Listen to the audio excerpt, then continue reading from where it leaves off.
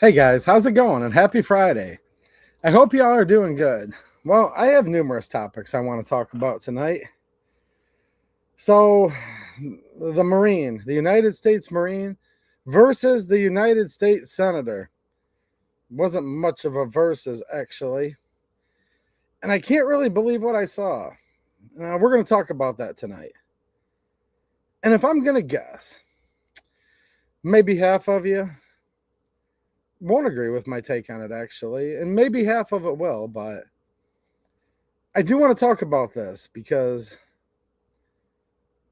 it's not every day that you see a sitting United States Senator run up there, charge, lower a shoulder into, shove, however you want to word it, a protester, breaking bones in their body right there in front of everybody. Wow. Also, Brandon wins. Brandon Herrera. I did a video. I stayed up all night a couple nights ago because Texas is on a different time zone. And I'm like, dude, okay, let me back up. I did that video. A lot of you guys probably already saw it. If not, go back and watch it if you want to know the news from 3 days ago. But Brandon Herrera, this was his rematch against Congressman Tony Gonzalez. Now, Brandon forced a runoff 2 years ago. This time around, it was a lot closer and had forced a runoff yet again. Now, the breaking news since then is Tony Gonzalez has said he will not seek re-election.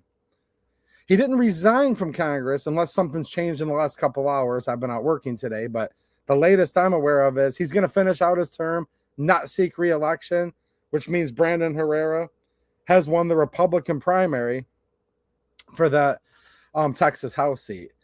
Now, unless something crazy were to happen, like something really bad were to go wrong for his campaign, that means he's going to be the next United States congressman representing that portion of Texas. Because I think Gonzalez won by like 60-something% to 30-something% in the last election. Now, this is good news. I do think that Brandon Herrera will be one of the best United States representatives for the Second Amendment, for other aspects of this country. I'm going to try to stay optimistic. I have no doubt. It seems like he's a pretty good dude. Okay.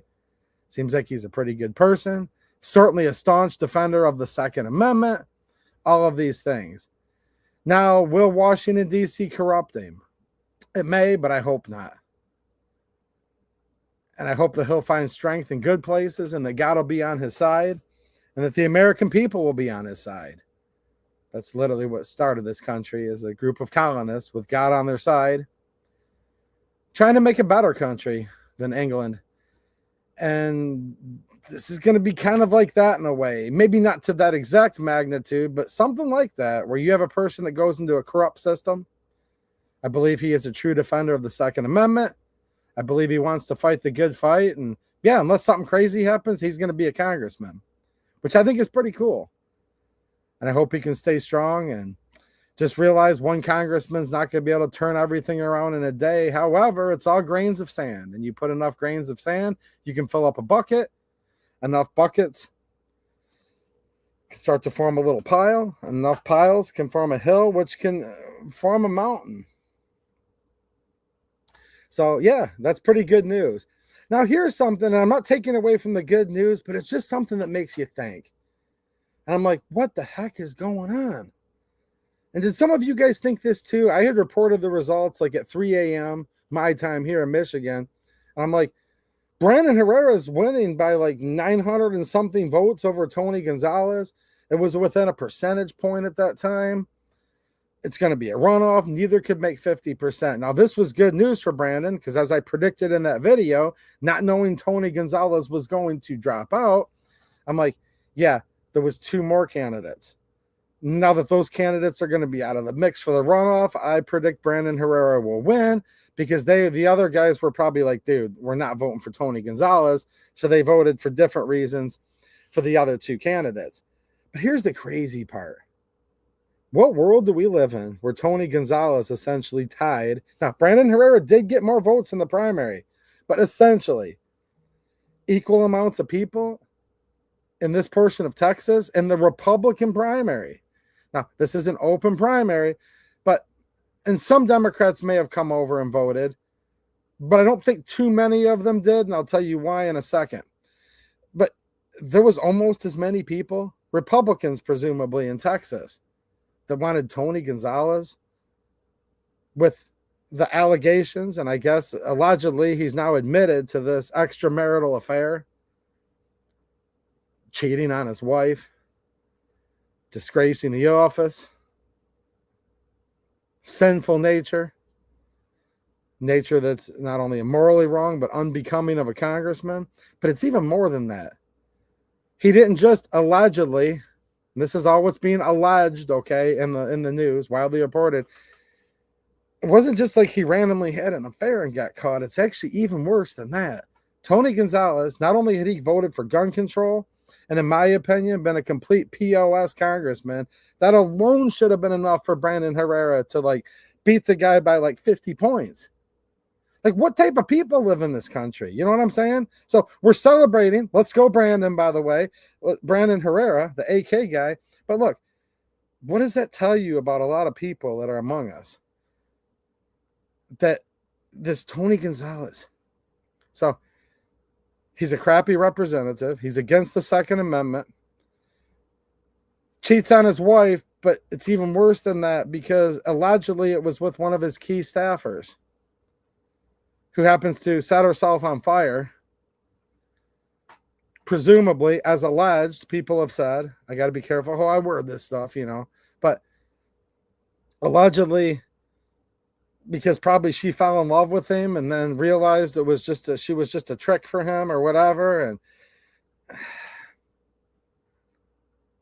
a staffer that allegedly was having an affair with sets herself on fire and she dies. Now, this guy still was running for Congress and got within the margin of error. Okay, I want to be very specific here. Brandon Herrera beating by raw numbers by this much. But this guy that did this, and this was all publicly in the news by then, and there were still essentially equal amounts of people that wanted him to be the representative over Brandon Herrera. What do you guys think of that? Isn't that insane? Now, people have kind of said, and I got a couple comments when I did that video, they're like, hey, this was probably Democrats coming over because it's what's called an open primary and voting for what they thought was the worst candidate so that their Democrat might have a better chance of winning in the general election. I understand why people think that, but not necessarily, because Michigan's an open primary state. Some states are, some states aren't. And here's how an open primary state works. You don't just get to go down the list and say, on this particular race, I'm going to vote for a Republican, and then I'm going to vote for Democrat over here. No. When you walk up and you ask for your ballot, okay, with showing ID in Michigan, and we need to have voter ID no matter what, like literally, without voter ID, this country's not even going to be the semblance of a country here soon. And you ask them, well, they'll ask you usually, or however, would you like a Republican or a Democrat ballot? You only get a Democrat ballot or a Republican ballot. So it's not like there were some very important primaries on the Democrat side. So if they said, I'm going to take the Republican ballot just to try to have Tony Gonzalez beat Brandon Herrera, and this is the 3D chess theory where, yeah, we know Tony Gonzalez is a piece of crap. We're going to try to get him to beat Brandon. Then our person will come in and win. You know, there is that 3D chess, but here's the thing. The Democrat primary had the Jasmine Crockett primary on it and some other really key, tight Democrat races. Jasmine Crockett, Ratchet, however she pronounces her name today. She did lose, by the way. And you know, I made it like a joke when I did my last video, but no, you'd be surprised, man. I made some off-the-cuff comments about her a while ago. I found out there's a lot higher percentage of my viewers that are Jasmine Crockett fans than I thought. So, you know, you're supposed to tread real lightly on this. I don't know. Maybe I just lost a subscriber. So don't forget to hit the thumbs up and subscribe if you're new here. Because dude, every time I've called her Jasmine Ratchet, I end up losing a subscriber somehow. I mean, hey, there's some big fans out there. So yeah, you know, maybe a few Democrats came over and took a Republican ballot, but I don't think as many. I think there's just that many people out there that are like, yeah, this is great. This fella's being, it's become common knowledge. They had subpoenaed his phone records at this point. Everybody knew about it. Affair on his wife, his staffer, self-immolates. I mean, it's just like, you can't even make this up. And about the same amount of people in Texas, Republicans, for the most part, thought this fellow was just as good as Brandon Herrera. What do you think? No, I know this, Jasmine. People are kind of a little bit speechless on this topic. I get it. This topic's controversial. Jasmine Crockett, I mean, it's hard to talk about, right, Denny Wilson? You know what I'm saying? Take it easy, man. No, it's hard to talk about. We'll move on from Jasmine Crockett because I'm not a fan. Very anti-Second Amendment. Look, I think we need to repeal the 19th. Then we wouldn't even have to think about a Jasmine Crockett in the United States House of Representatives. And to me, she's brash, she's rude, she's ghetto. Just everything about her is repulsive, in my opinion. And I'm glad she lost. I'm glad Dan Crenshaw lost. Dan Crenshaw will not be a United States representative coming here soon at the end of the year. And I think that's good news as well. Martin Edgar coming in, YouTube channel member for 14 months. Well, thanks for all the support, man. And he's giving us a Let's Go Brandon. Look, this is Let's Go Brandon part 2, because it used to be Let's Go Brandon is in the former vice president. Remember? That was fun too. I like that.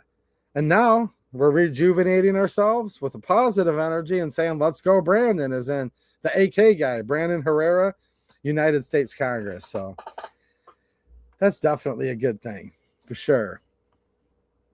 Al Green lost also. Yes. Very low IQ. Yes, I agree. I agree. So the former staffer of Tony Gonzalez set herself on fire, succumbed to her injuries, no longer with us. You know, you have to watch how you word things very carefully when it comes to this topic. And I'm just saying allegedly for all this. Allegedly, that's who Tony Gonzalez was having the affair with. You know what I'm saying? With a straight face, with his wife by his side. He's showing pictures of himself on election day. Oh, look at me and my lovely wife. We're going to vote. Yeah, this guy was about as popular in this portion of Texas as Brandon Herrera. So I am celebrating the win of Brandon. I'm not taking anything away from it. But man, it just makes you go to think. This guy was still that popular amongst Republicans. But here's the deal. I've talked about this so many times. I'm not a Republican, guys. Certainly not a Democrat. Like, no way.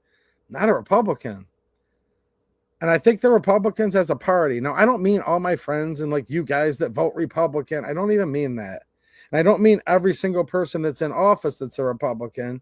I just mean most of them that are in office, whether they're Republican or Democrat. I'm getting sick and tired of all of them, actually. And whereas the Republicans are generally a lot less worse in certain areas, for sure, and they're a little less worse in some areas. In some areas, they're exactly the same, actually. Like, there's no difference at all. At the end of the day, no matter who's in charge of this country, we just keep getting more and more tens of trillions of dollars in debt. Doesn't matter. Obama's in office. We keep going in debt more. Trump comes in office the first time. We go in debt more. Brandon comes in as in office. We go in debt more. Trump's in office right now. We're going in debt more. You know, the more things change with a lot of this, the more it actually stays the same. And I think it's a false dichotomy.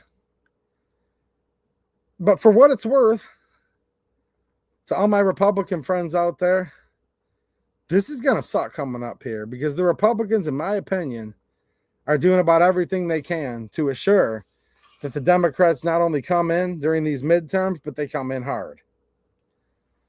They're getting the momentum by the minute. They've got a lot of valid talking points right now that Republicans are literally handing to them. Right now, the Republicans have the trifecta. There's a Republican president. There's a Republican-controlled Senate and a Republican-controlled House. Yeah, they got $0 tax stamps where for free you can go register your firearm pursuant to the National Firearms Act. Huge victory in a lot of people's opinion. Why we didn't get at least these sections at the very least, or really the whole NFA repealed, completely unacceptable, repulsive. The fact that the president ran on the first time he was in office, for the next 4 years when Brandon was occupying the White House, he just kept campaigning for 4 more years. And then yet again in this most recent campaign, one of the biggest things Trump campaigned on was no new wars. There will be no wars in the Middle East. He said things countless times. Wars in the Middle East are dumb. These were stupid people that started all these wars in the Middle East. And here we are, where, yeah, we're excited about certain isolated incidents, and we should be, and it's good to compartmentalize things and keep positive energy here and then complain about other stuff. I think it's perfectly fine to do both, and I'm doing both tonight, and both are sincere. But you're sitting here right now.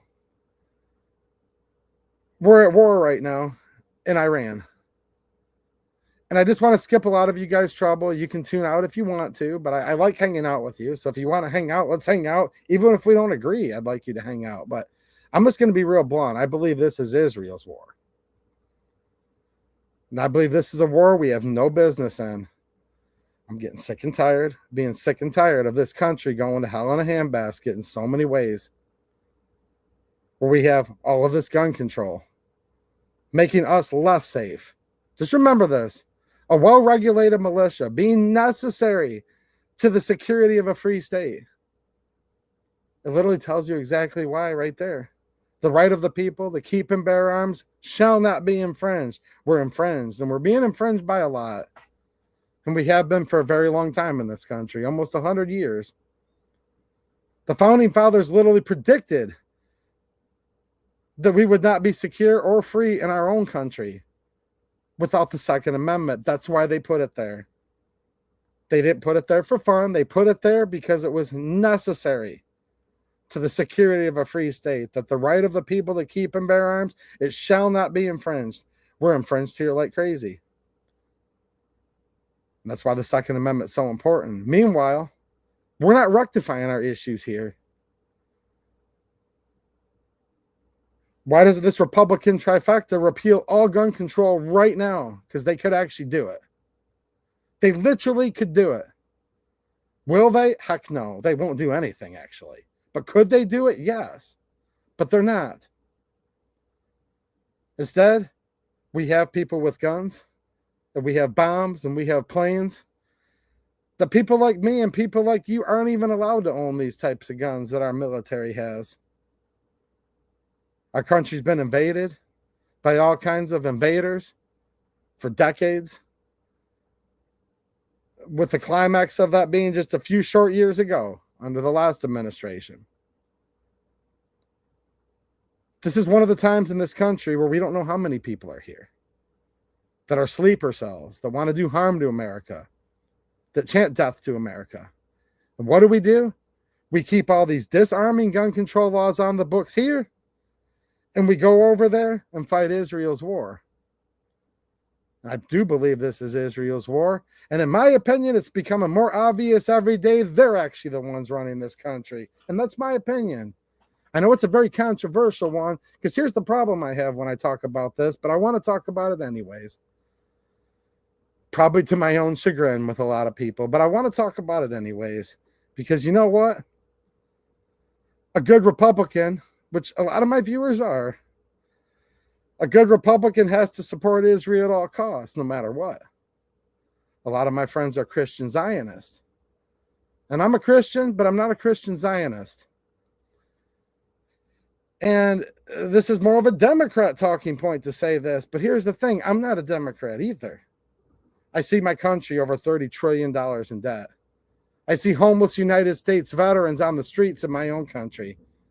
I see working class people like me that can barely make ends meet, that's just trying to put fuel in my vehicle to start off by giving some free early spring estimates. And it's hard for me to afford to give those free estimates for my small business here in Michigan. Why? Because I live under a jackbooted government in Michigan that just jacked the gas taxes up.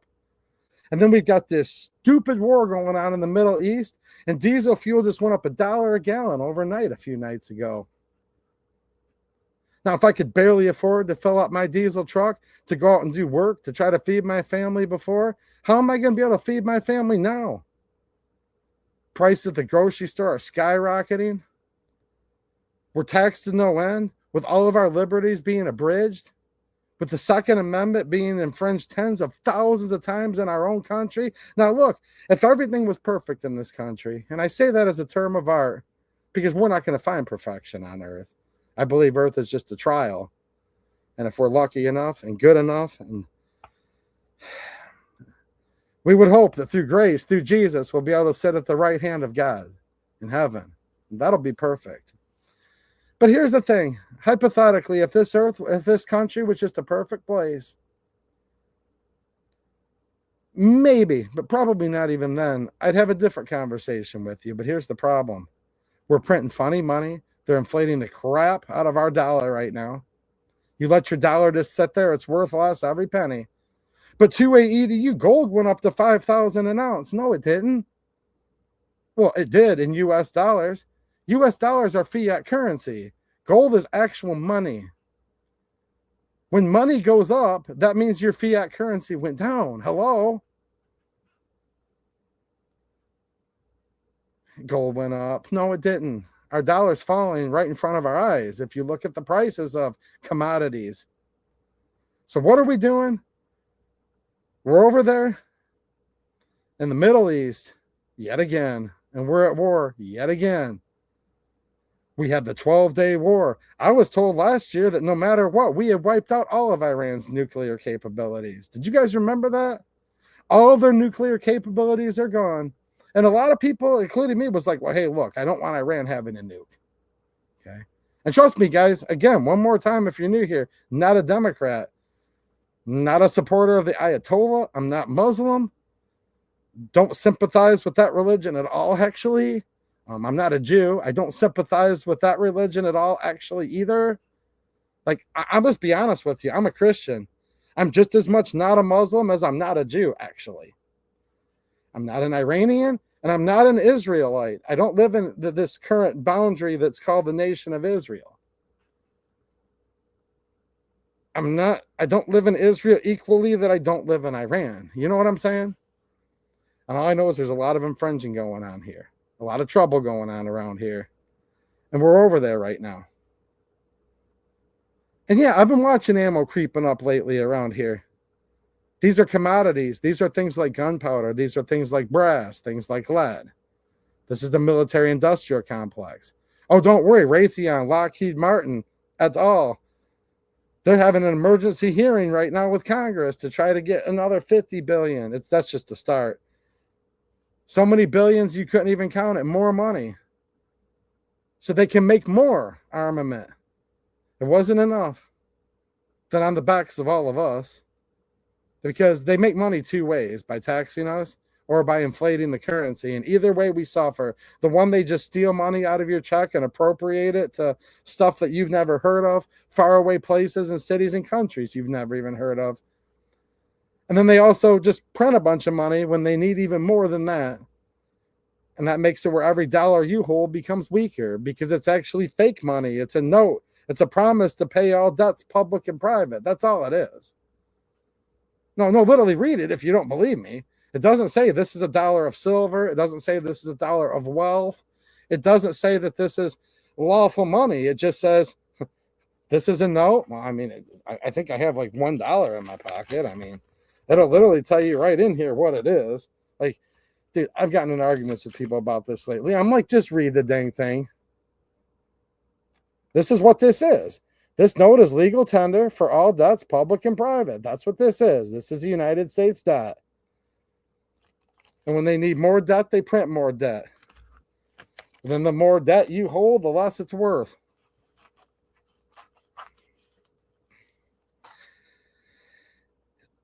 Now, related to that, this United States Marine veteran versus the United States Senator, the former Navy SEAL.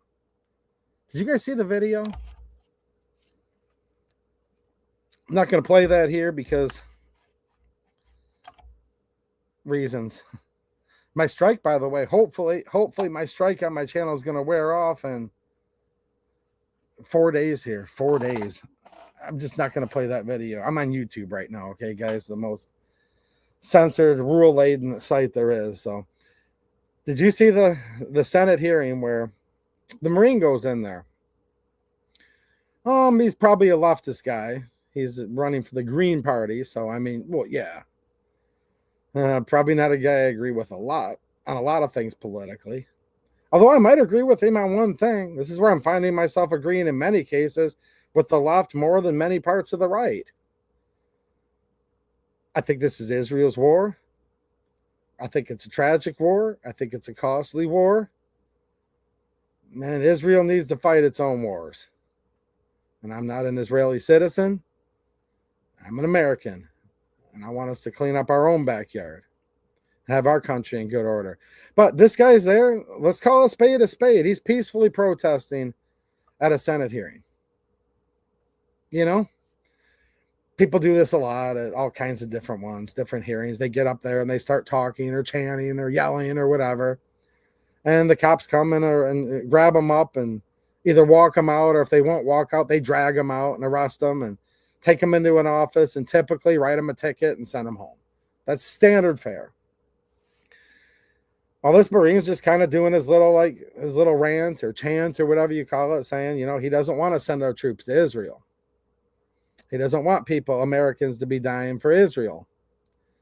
Many people say he sympathizes with the Palestinians. And look, that's probably all true. Maybe it's true. I don't know.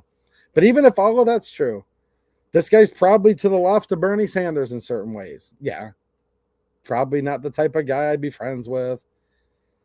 He may or may not be anti-Second Amendment. I don't know. But I didn't see him in there attacking anybody, actually. Did he disrupt a public meeting? Yes. Is that a civil infraction? I believe it is. Or maybe it's a really petty misdemeanor. But sure, it's a fine. You get in some trouble. Okay.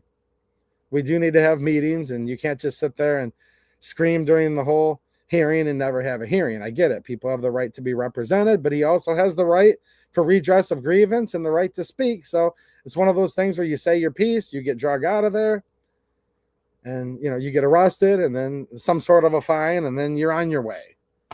You guys following me so far? And he's speaking out against the war. He calls it Israel's war. And these two cops come up and grab him. Well, some of them go easier than others. This guy's going to go pretty hard. And this Marine's physically tough. If you guys saw the video, you know what I mean. This dude's tough.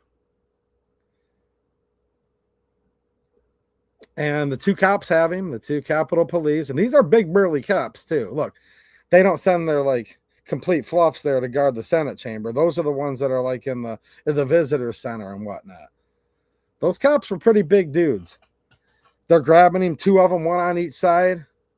They're having a heck of a time getting him out of the chamber. And he's still talking the whole time. Does he raise his voice a little bit at certain points? Yeah. Never saw him punching anybody, though. At a certain point, he goes to grasp the door jamb to make it harder for them to pull him out. He's resisting arrest. I'm not saying that he was resisting arrest. Is there a certain punishment that goes along with that? Yeah.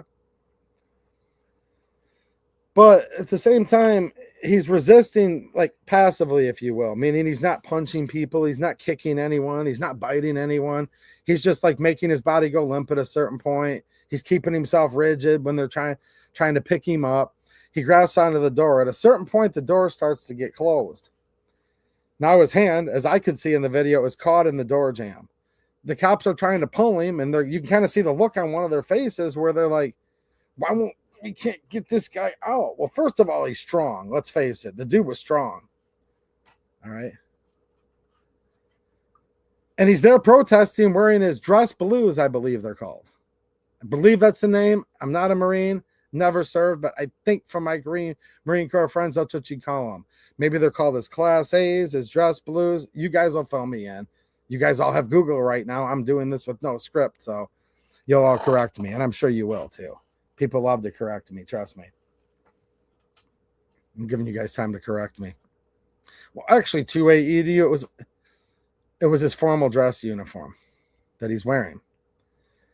Now, is he still inactive reserves? I don't know. Could he still be subject to the UCMJ for that? Maybe. Is it in good taste for any military person to wear their uniform in there like that while they're protesting? No. Again, I don't even think I like this guy. I want to make this crystal clear. I don't think I like this guy. And I'm reading the chat out of the corner of my eye, and it's very obvious most of you guys disagree with me. I understand that. I get it, guys. The Marine should have not acted like he did. Okay. Look, I grant you all of that. But while he was subdued by two policemen, his hand stuck in the door, they're trying to drag him out the door, they can't. Along comes Senator Shehy. Senator Shehy from Montana. He comes charging in and basically bull rushes the guy and comes in and lays like a shoulder shove into him. And I could hear it right in the video. Sure as day, you hear a bone snap. You hear that crack.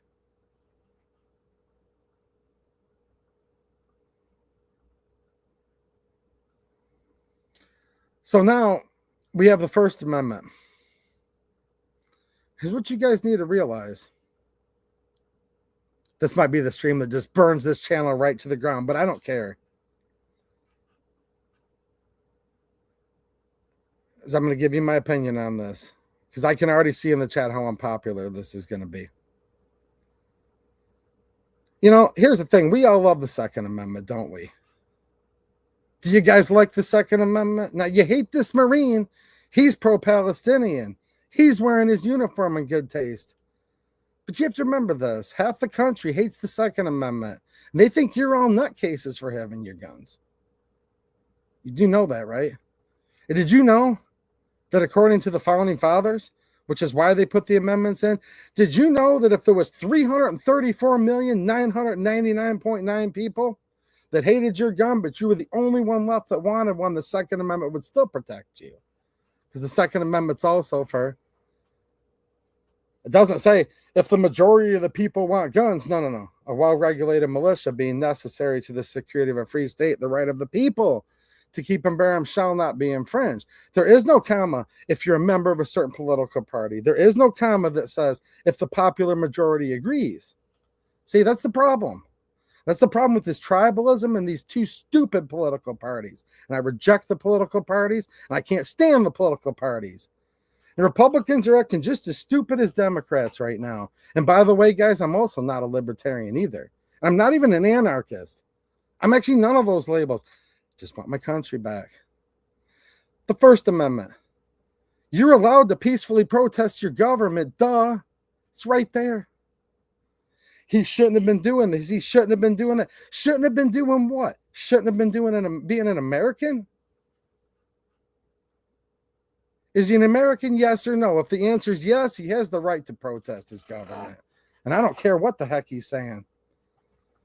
He's subdued by the police, his hands caught in the door. A sitting United States Senator that's a Republican. I know he's Team Red, he's Team R. This other guy's a far lefty. It makes it all okay. I get it. I get it. But to me, that's unbecoming of a senator, and that senator should be instantly arrested. When you got a man tied up by law enforcement and a third party that was not directly engaged. That Marine hurt Senator Shehy's feelings, in my opinion, who, by the way, is a big sympathizer with Israel, actually. Met with Bibi Netanyahu right away when he got elected, had him send a note to go present at the wall. In my opinion, another Israel first senator got his feelings hurt, and he's a Navy SEAL, and he's a Billy Badass.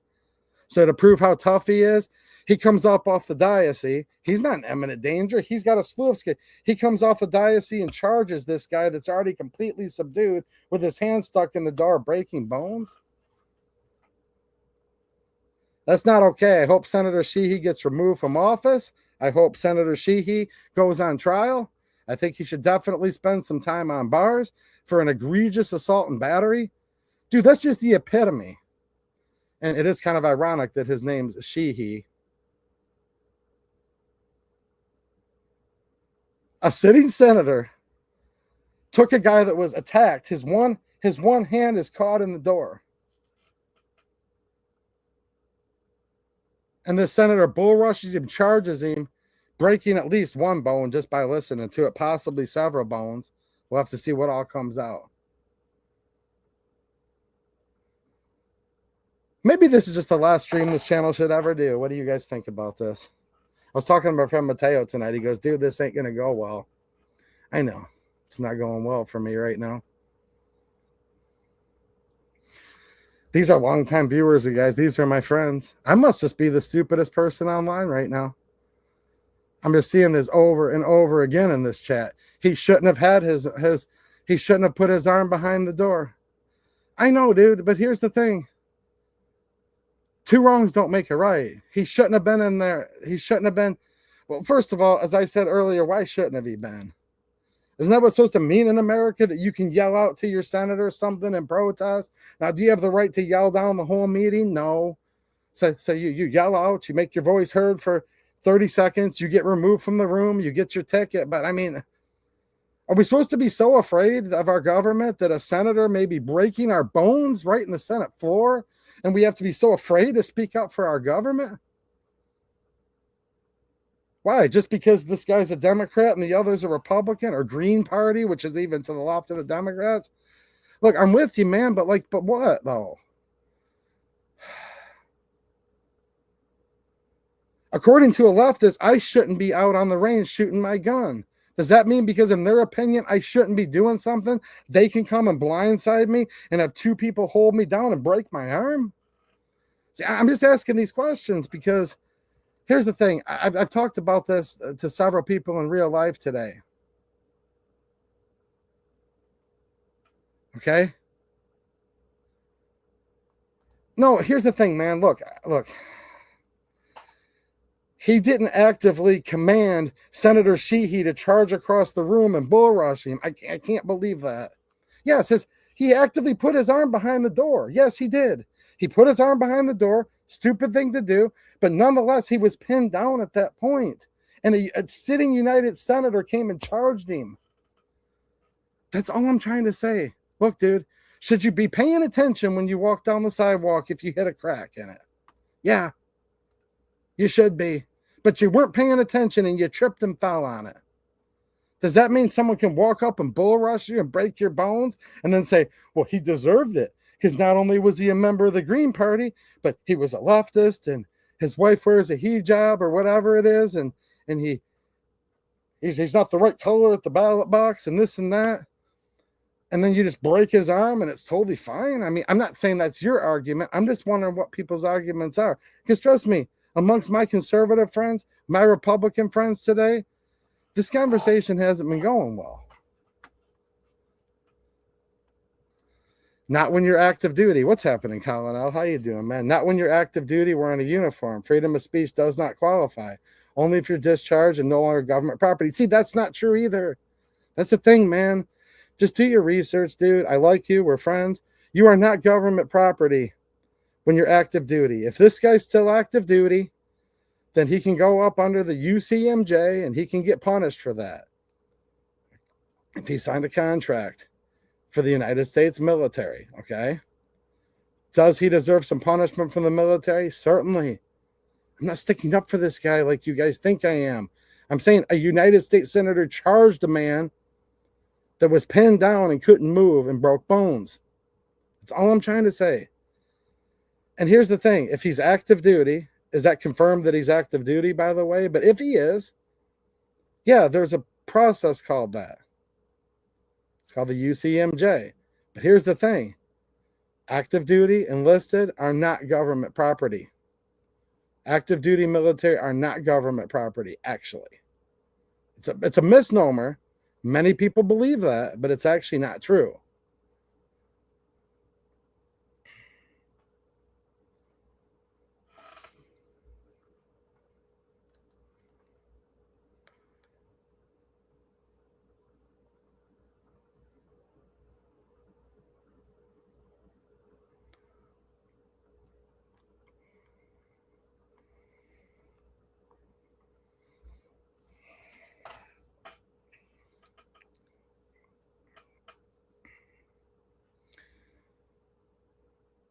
I think we're fighting Israel's war right now. There's always going to be war protesters. I'm not one of them. I mean, I'm vocally saying I'm against the war. I'm not up there interrupting meetings. I'm not doing that. I wouldn't mind doing that sometime, to be honest, going up there and yelling something out during a hearing. I mean, sounds like an American thing to do, actually, but I probably won't actually do it. Don't have the money to go to DC. Don't have the money to pay the fine.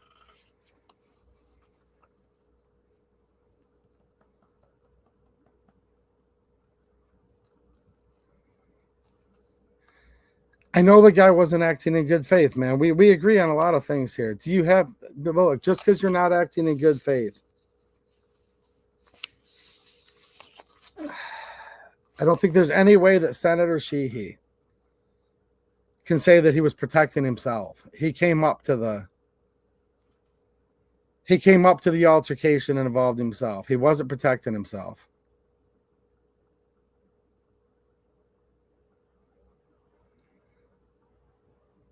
Man, I'd hate to see, and not you, Martin. I'm reading other stuff now. I'd hate to see any of you guys mess up, man.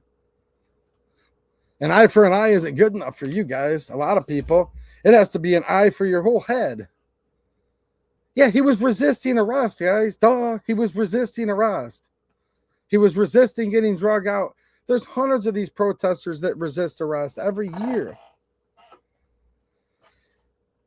My point is he's resisting arrest, like hundreds and thousands of them have. They get drug out of all these meetings. Sometimes it makes the news, sometimes it doesn't.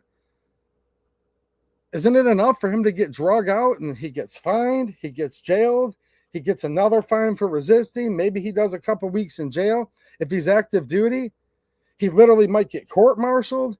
He might go to Leavenworth. Like, dude, there's a million crimes this guy might have committed, and he may, through due process of law, because I believe in that part of the Bill of Rights too, if he's found guilty of that, then he may find himself with a plethora of things. And that's all true, and that may all be probably true, and I'm not even saying I'd argue with any of that, but that's not enough. A United States senator needs to bull rush a person that's speaking out against the government and break bones on him? The First Amendment is especially for speaking out against your government. That's what it's for. That's my point right now. It's called disparity of force. The guy was already pinned down. Yeah, he shoved his own hand in the door jamb. I get it. But then he gets essentially, and I'm just using words to make it make sense. You'd have to watch the video. He gets bull rushed. I don't know. I think he started off by grasping onto the door is what happened, by looking at it. And then to the point where he might have wanted to let go, he couldn't anymore because the door was shifted and now his hand was trapped in there. You know what I'm saying?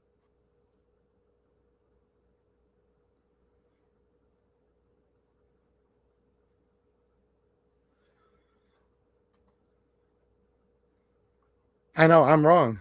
I'm wrong. That's fine.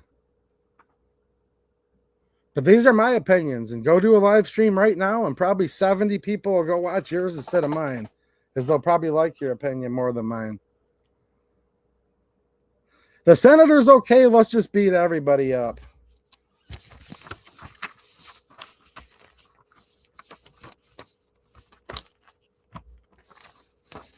See this? I ain't even going to talk about this tonight because I don't want to anymore. This is a stupid-ass constitutional carry bill by Senator Mike Lee in the United States Senate. It won't pass. There isn't a snowball's chance in passing. I was going to read this tonight. I don't want to anymore. I don't care. This will not pass. It's never going to pass. Don't even think about it. It doesn't matter. The state of Michigan introduced a constitutional carry bill. It will not pass. It's never going to pass. Don't even think about it. It won't pass.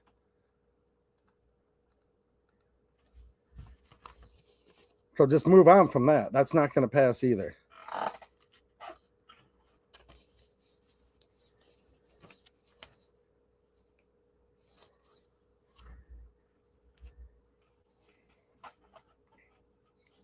So this Israel war. On March 4th, Trump specifically mentioned imminent threat. He claimed he had a feeling and a strong opinion that Iran was getting ready to attack Israel, the United States, and others first. Marco Rubio came right out of the gate. Secretary of State Marco Rubio initially stated the U.S. attacked because it knew an Israel strike was coming and wanted to preempt the inevitable Iranian retaliation against American bases. So let me get this straight. The U.S. knew that Israel was going to strike Iran, so instead we had to strike Iran? How could this not be? How could this not be Israel's war at this point?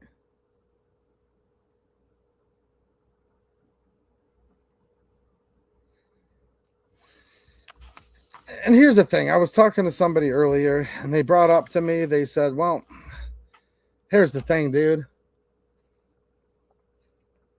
This all started in 1991, 92. And I'm like, what did? All of this, the Middle East. And I'm like, what? What do you mean all of this in the Middle East started?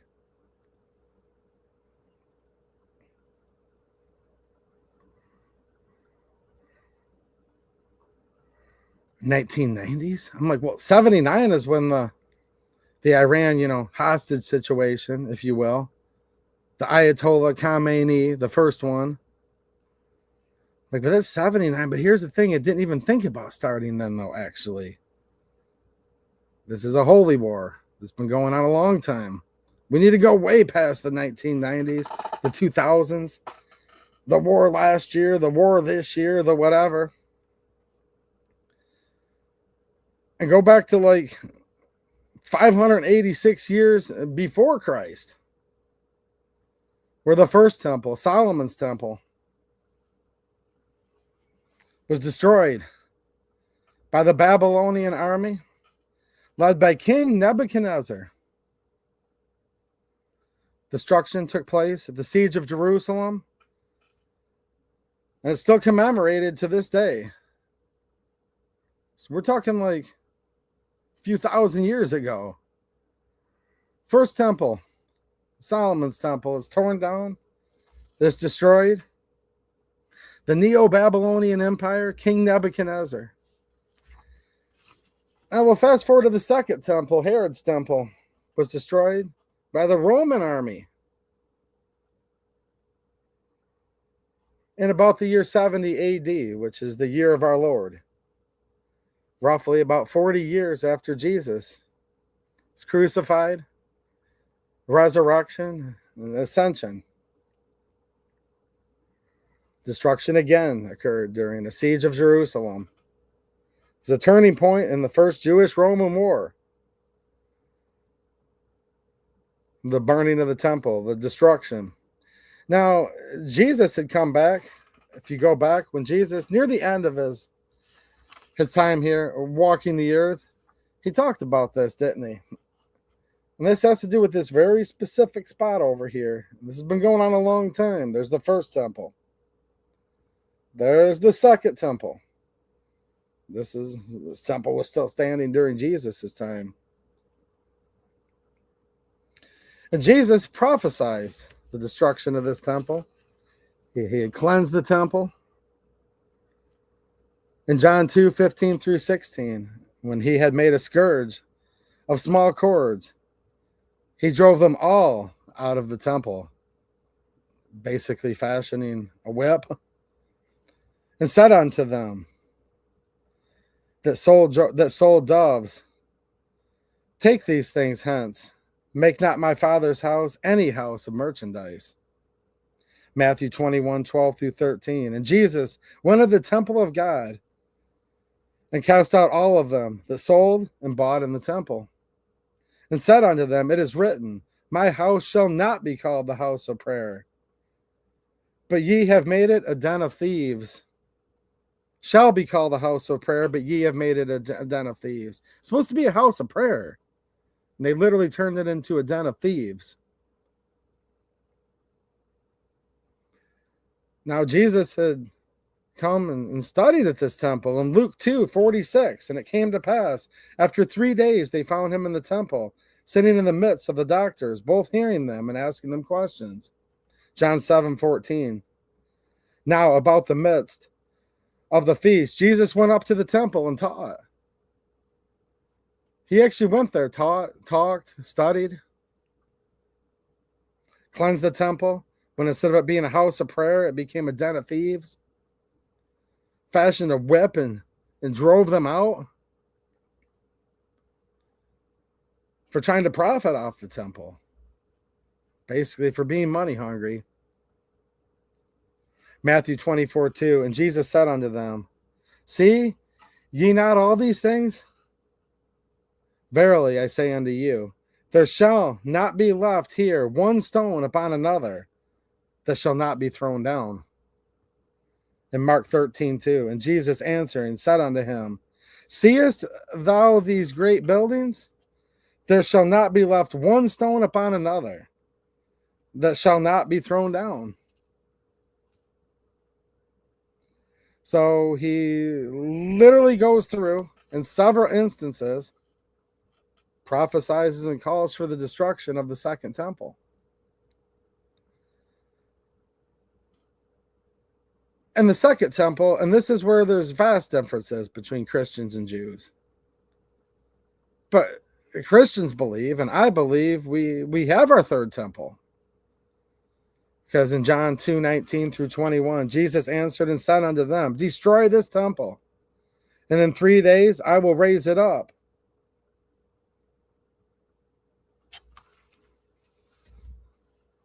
Jesus became the temple, where we no longer have to go to a certain holy site to pray, to try to get to heaven, to sacrifice animals, livestock, things like this. Jesus became the temple that through him, everybody can get to heaven, actually. That's what I believe in.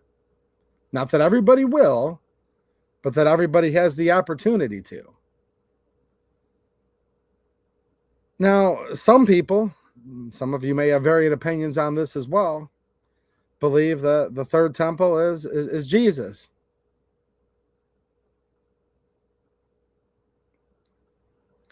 Some people still believe that they need to build a third temple. Because, like, physically build the third temple. Because the third temple is also talked about in the end of times that are prophesied in the Bible. Now, they have a little problem here, though. And this is why I say this is a holy war. These problems have been going on a long time over in this area. And just remember, Israel, you heard Mike Huckabee, if you watched the Tucker interview, had a hard time actually defining what it really is. Is it a religion? Is it your ancestry birthright? Is it a race? Well, maybe it's all three, but which one of it's which? And it's hard for me to understand what it even is anymore, because there's this current place run by Bibi Netanyahu, this nation that they'll put boundaries on a map and they call it Israel. Well, look, this has been going on for thousands of years. Is this exactly what Israel's always been? Is it what it is now? And I know some of you are Christians and some of you aren't. But if you're a Christian, do you still live predominantly by the Old Testament, where you have to follow all the religious dogma therein? Or do you ascribe to the New Testament? Do you believe that it's through Jesus that you can get through heaven? Do you believe that Jesus died for all of our sins and was resurrected, and he still is risen to this day and always will be risen? He just simply is. When you start thinking about all this, it's like, what the heck are we actually fighting for over there? Now, I don't have all the answers for you, but I'm giving you a little bit of a historical timeline that there's been lots of reasons for people to fight over there for a long time.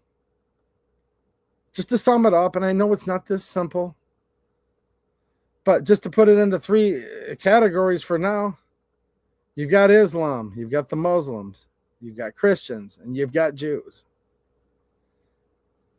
Now, a lot of people in the Republican Party try to say Christian, Jew, same thing. And Muslims just the complete opposite. Now, as I said earlier in this stream, I'm just as much not a Muslim as I'm just as much not a Jew. I'm actually not either. And I'm talking about religious aspects right now because of the prophecy and the Bible. But see, Jew means so many different things. It's hard to even know what it means. And this is where it just gets your head spins. And I think they want your head to spin about all this. But there's been holy wars going on here for a long time. And it was just a short conversation because I came on here to do this stream and to make it where probably half my viewers hate me now because I didn't like what the senator did. Probably should have stayed on the phone and kept talking to my daughter. But we were talking about with right now being Lent. And somebody had asked me this in another video. No, you don't need to be a Catholic to celebrate or abide by or to honor Lent, by the way. It's a long, it's most prominent. I get, you think of Catholics when you think of it, but these whole concepts actually just come from the Bible too. Just keep that in mind, you know. Sometimes there's so much going on with all these different religions out there and just different versions of different things. Sometimes it is good to just go back and actually read the Bible too. Don't forget that. But I was talking to her about, as Jesus is there in front of Pilate, and he had the power, the political authority to set him free, and he's up there, and he's like, I find no fault in this man. Now keep in mind, his wife had angels come and talk to her previously and said, don't do it. This won't be a good idea. And I'm paraphrasing, but if you guys want, you can look that up for yourself. His wife, through divine intervention, essentially was like, this ain't a good idea. We don't want to do this. And finally, he's like, well, I kind of want to let him go, but he's a political man. Kind of the equivalency loosely of, you could say he was a kind of the power of like a governor of a state. I think that's ish. It's not exactly like that, but very powerful man. He wasn't the top dog in charge. He wasn't a Caesar, but Pilate's like, man, I find no fault to this man. And he washes his hands of it and says, dude, this isn't going to be on my hands. And he leaves it up to the crowd. Who do you want to save? Do you want to save Barabbas? Or do you want to save Jesus? And meanwhile, the Pharisees, the Jews are going around rallying up the crowd, and they chant that they want to save Barabbas and kill Jesus. So, yeah, religion, spiritualness, deeply held religious beliefs have been the center of all of this for a long, long time. And there's some people, there's a whole movement. You guys can look into this if you want, because I'm not going to rabbit hole it deeply tonight. But there's been a steady, strong, growing movement in Israel to try to physically erect this third temple. Now, I believe the third temple, the last legit one, because I believe there is going to be I guess we could call it fake temple, or I'm going to read some verses in a few minutes here that talk about that when it gets closer to the end of times. But you know, the Antichrist, false prophet, just different ways to word this, just so you guys know what I'm talking about. But I believe that Jesus is the temple. Actually, you know, he said he'd rebuild it in 3 days, and he did. He did come back in 3 days and then ascended. So it's like this weird thing going on right now, where a lot of people that are more conservative are Christians in this country. And a lot of them are other religions too. I'm just saying there happens to be a lot that are Christians. So then it turns into, well, if you're a conservative, you're supposed to be a Republican. And if you're a Republican, that means that, not necessarily, I'm painting in real broad brushes, but if you were to go through the plurality, right? Like, I'm just saying there's more likely than not, you're a Christian, conservative, Republican, let's just say.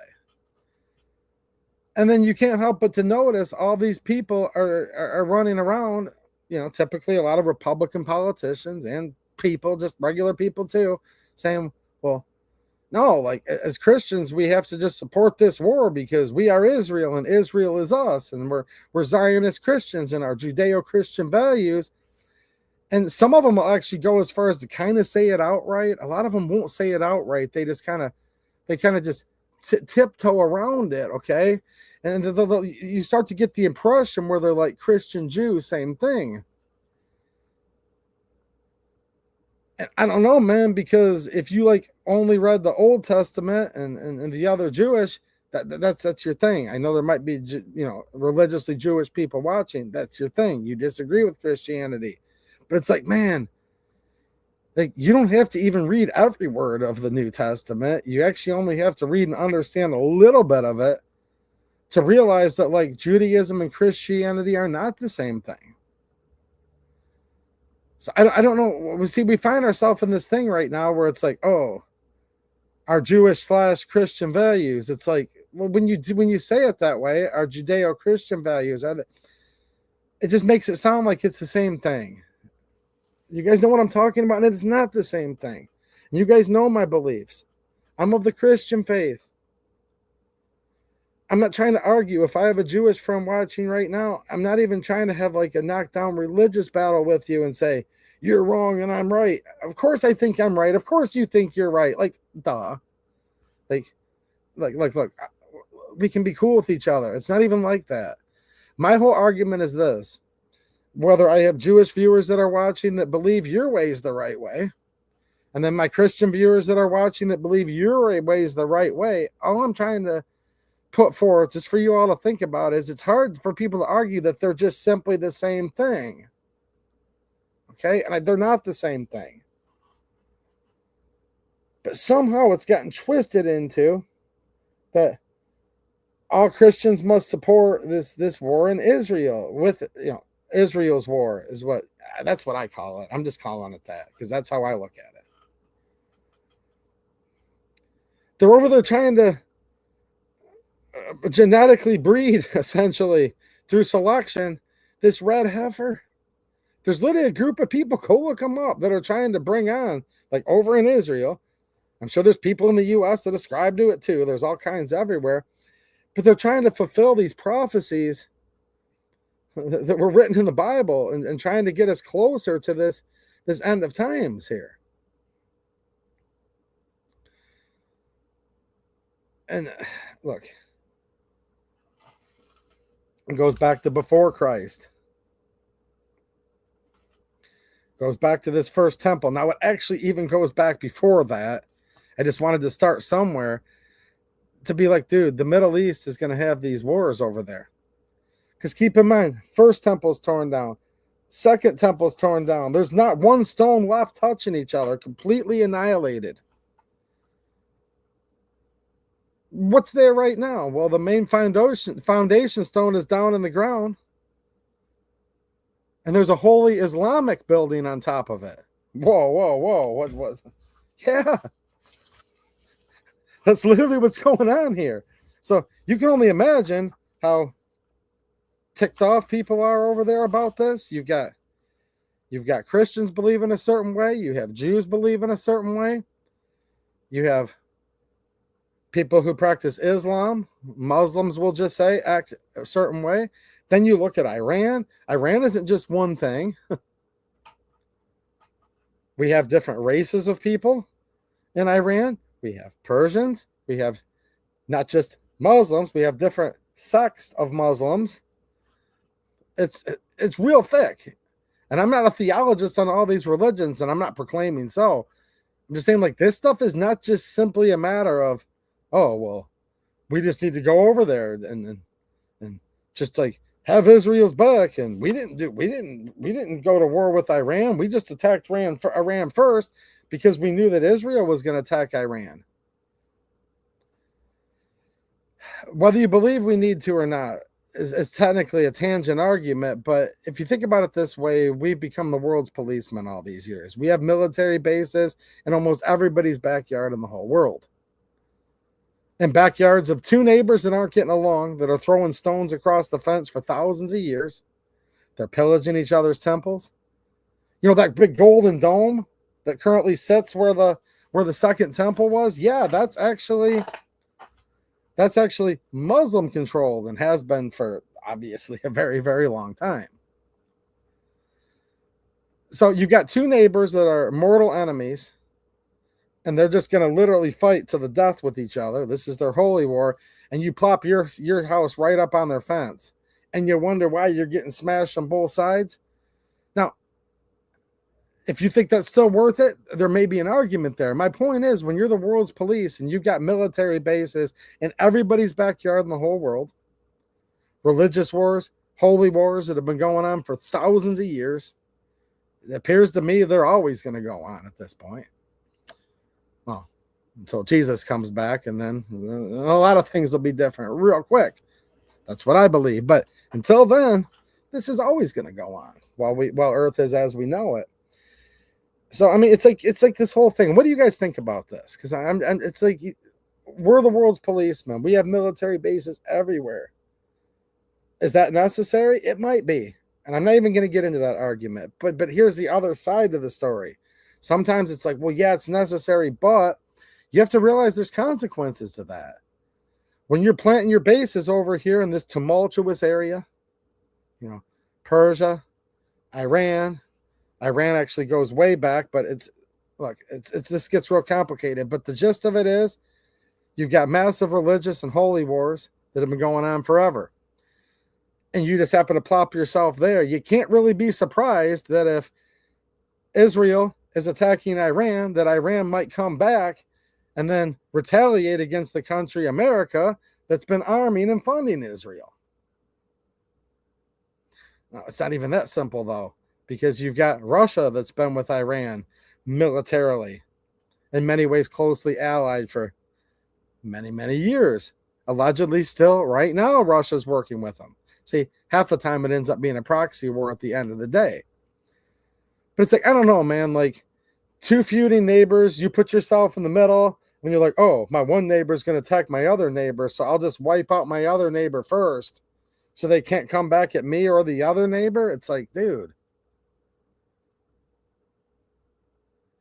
And if the United States is such an empire and it's able to keep the whole world under its thumb, then why are we $30 trillion in debt?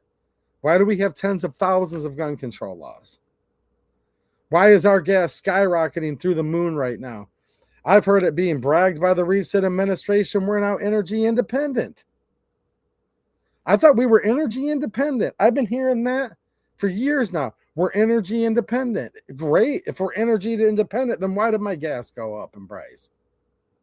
Huh? Close the borders. Kick all these welfare recipients out that were invaders, that don't belong here, that were illegal. Get them out. If we don't have the military might and the forces to protect our own physical boundaries, then why do we have bases all over the world? Now, I get it. In an idealistic situation, there might be a scenario where it's like, yeah, you know, cool. We've got ourselves, you know, buttoned up tight as a drum. The Second Amendment's being respected. The First Amendment's being respected. Virtually everyone that wants to is working in America. We're bringing in enough money where everyone can live. You know, things are going good here. We've just got more power and wealth than we know what to do with. Maybe then you venture out, start conquering a little bit, whatever it is that countries do, because that's what happens. If you have the military might to either preserve, you get to sustain. If you have the military might to conquer, you conquer. That's just the natural order of how it's always been on this earth. But it's like, dude, we're sitting here like this country's so far in debt right now, and we're so broke.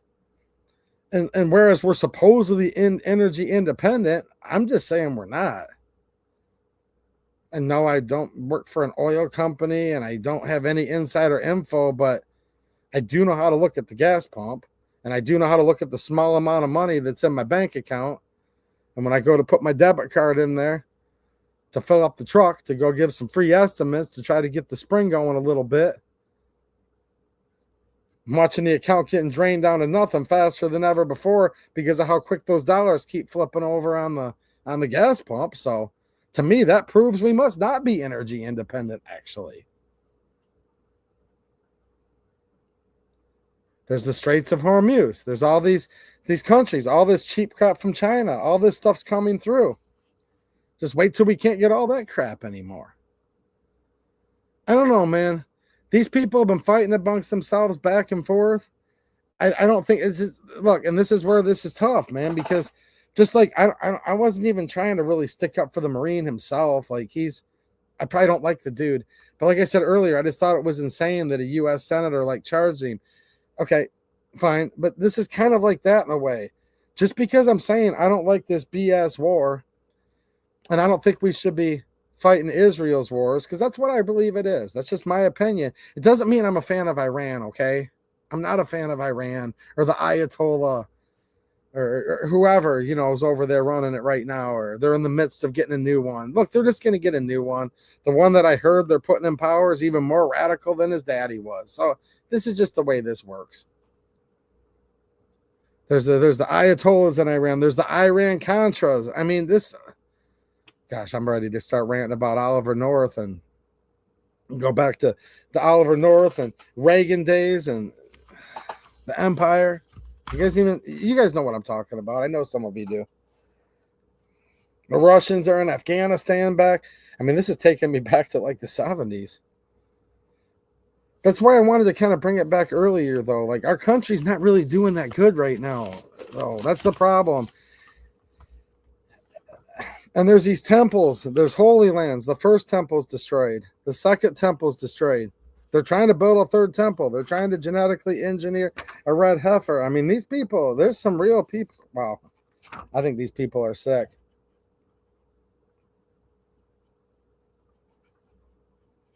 So here's a couple verses that are referring to the third temple, if you will. 2 Thessalonians 2:4. Who opposeth and exalteth himself above all that is called God, or that is worshipped, so that he, as God, sitteth in the temple of God, shewing himself that he is God. Again, this is like I said, this stuff's been talked about through scripture for a very long time. This Middle East topic is nothing new at all. Matthew 24:15. When ye therefore shall see the abomination of desolation, spoken of by Daniel the prophet, stand in the holy place, whoso readeth, let him understand. There's even measurements of the future temple in Revelations 11:1-2. This is with the false prophet. This is talking about the end of times. And there was given me a reed like unto a rod. And the angel stood, saying, Rise, and measure the temple of God, and the altar, and them that worship therein. But the court, which is without the temple, leave out, and measure it not. For it is given unto the Gentiles, and the holy city shall they tread under foot 42 months. It goes on to Daniel. It goes on to Ezekiel, actually putting out literally talking about like a blueprint of what this temple is going to look like. I'm just saying, you guys can look it up if you want to. There is a movement where they want to take down this Muslim holy site. And they want to erect a third temple. I'm not joking either. I know it sounds like super bizarre, but they are trying through some sort of selective breeding, if you will. They're trying to make a red heifer.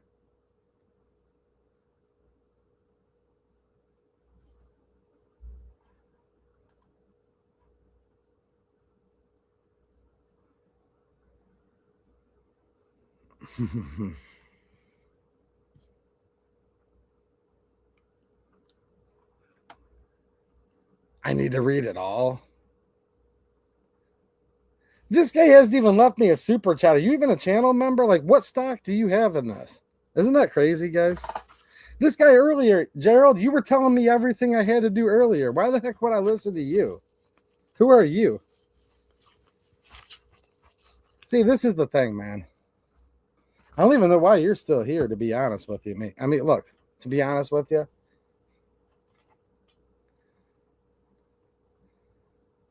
I'm not allowed to read some scripture verses of the Bible unless I read them all. Can you believe that?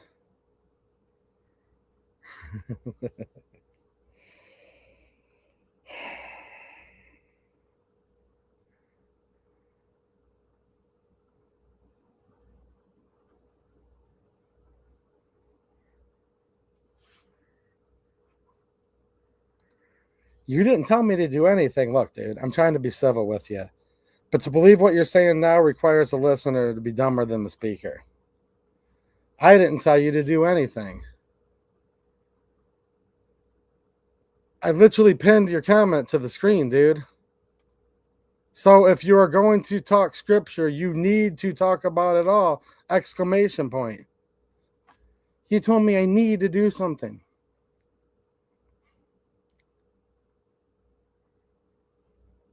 Wow.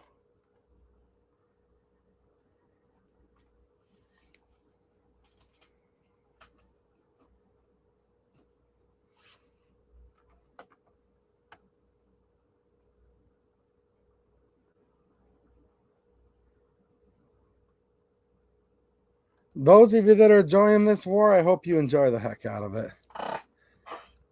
Those of you that are buying some gas, I hope you enjoy the heck out of it. And I mean that. Space Gat Hipster coming in with a super chat earlier. Thank you. I appreciate it. Says, can't stay long, got to catch a flight in the AM, but keep up the good work. Well, you're probably no longer here because you said you couldn't stay long, but thank you. I appreciate the support. Thank you.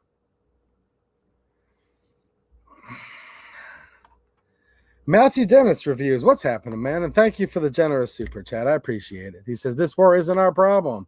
This is an Israel problem. People are going to get butthurt, but Trump screwed up on this one. Loving the $4 gas prices in Michigan now. Well, thanks for the super chat, man. And look, I'm clearly not the only one that's frustrated about all this and questioning it. And I'm going to look forward to reading through the rest of the chat. It just seemed like I was getting pounced on pretty heavy there for a few minutes when I talked about I didn't like what that senator did.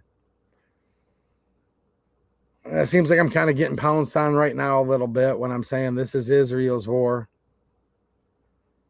I don't think we should be in it right now. Israel, Iran, all these, the whole Middle East, whatever. But I'm not the only one. It sounds like we agree on a couple things, man. And thank you. Loving the $4 gas prices. Yeah, that's gas. Then you go look at diesel.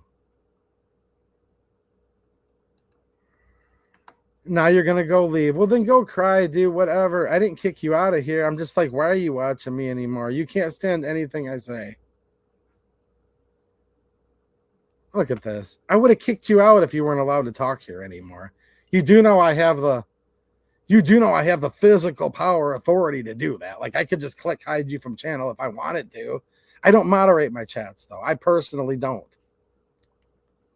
There is some moderation of the chat to make sure it complies with terms of service and things like this, but I don't do it. I'm just telling you, if I really wanted to, I could stop and make everyone wait for 30 seconds and go find my other screen and click on the 3 dots and hide you from channel. If I wanted to, I could have done that. I was just asking you an honest question, dude. If you just hate everything I have to say, then, I mean, whatever. You don't like me, I get it. YT Sparty, what's happening, man? How you doing? Says, end aid to Israel, just walk away, America first. That's where I'm at right now. I'm not even gonna answer like a hypothetical. If anyone was wondering, like, who do I like more? Do I like Israel more? Do I like Iran more? It's not even about that for me. We just have a lot of stuff going on in this country right now that we need to take care of. A lot. We need to get our Constitution and Bill of Rights.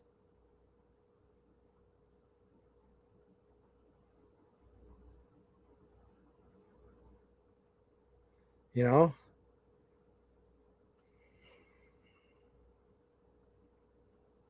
I do wonder that. Do any of you think about that when it comes to the Second Amendment, the right to keep and bear arms? Like, We had our borders open.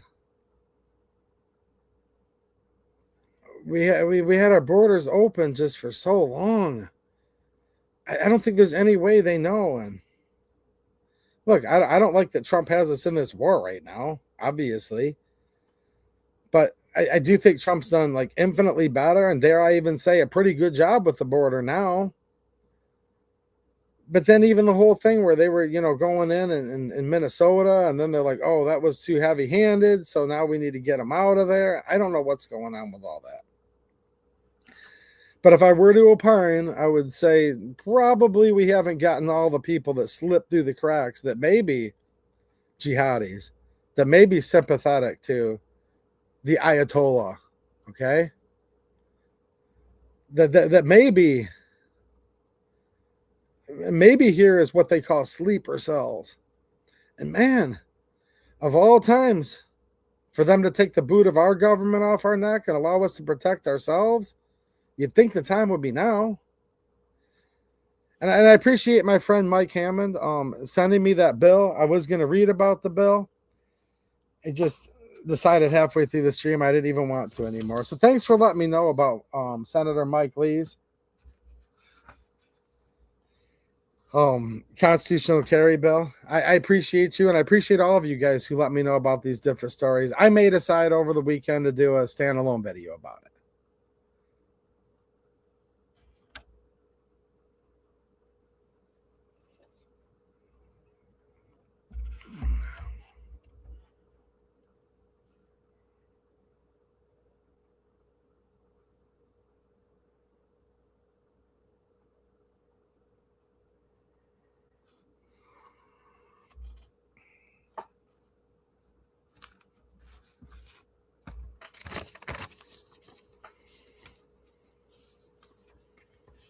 Told you guys this a long time ago. There really ain't a place in this political sphere for anybody like me.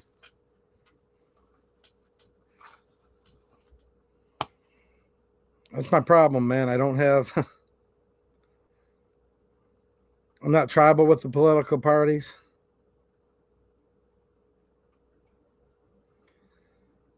Here's the thing, man. Like, okay, look. I don't like these foreign wars that don't have nothing to do with us, in my opinion, at all. And a lot of people's opinions, too, not just mine. I don't like that we send all these guns and arms to other countries so they can protect themselves with guns that aren't even legal for me to have in my own country. See, that's the problem, man. Do you know how many fully automatic weapons they send over to these other countries so they can protect themselves from yet another country? And I can't protect myself and my family with that without risking being a felon? It gets me a little bit annoyed. And here's the thing, man. With the way I look at this war, if half my chat was Democrats, they'd actually have my back right now. But they'd turn on me instantly, though, because I believe in the Second Amendment. And many of them, most of them don't.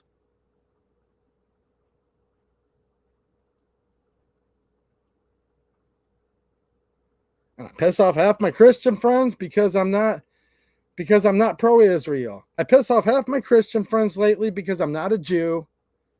I piss off the other half of my friends that are atheists because I'm not an atheist.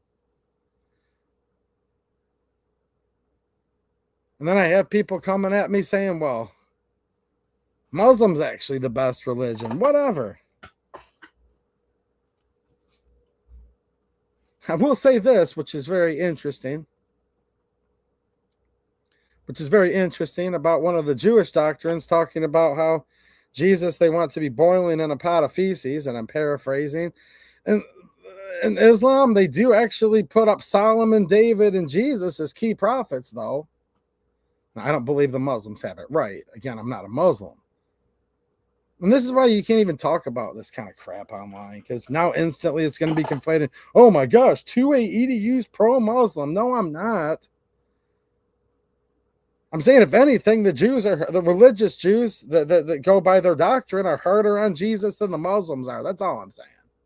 Just because when I thought that Senator Shehy was way out of bounds with that Marine, it instantly turns into now I think everything that Marine did was right. That's not true either.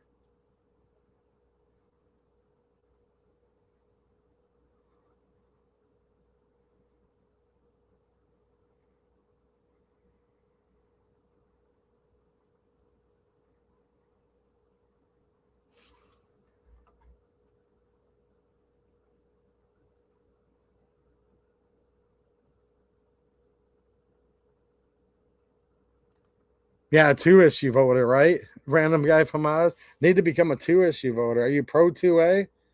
And do you take money from the tiny hats? That might be the second prong. I'll have to think about that, actually. I am going to think about that tonight and probably for a few days after that, actually.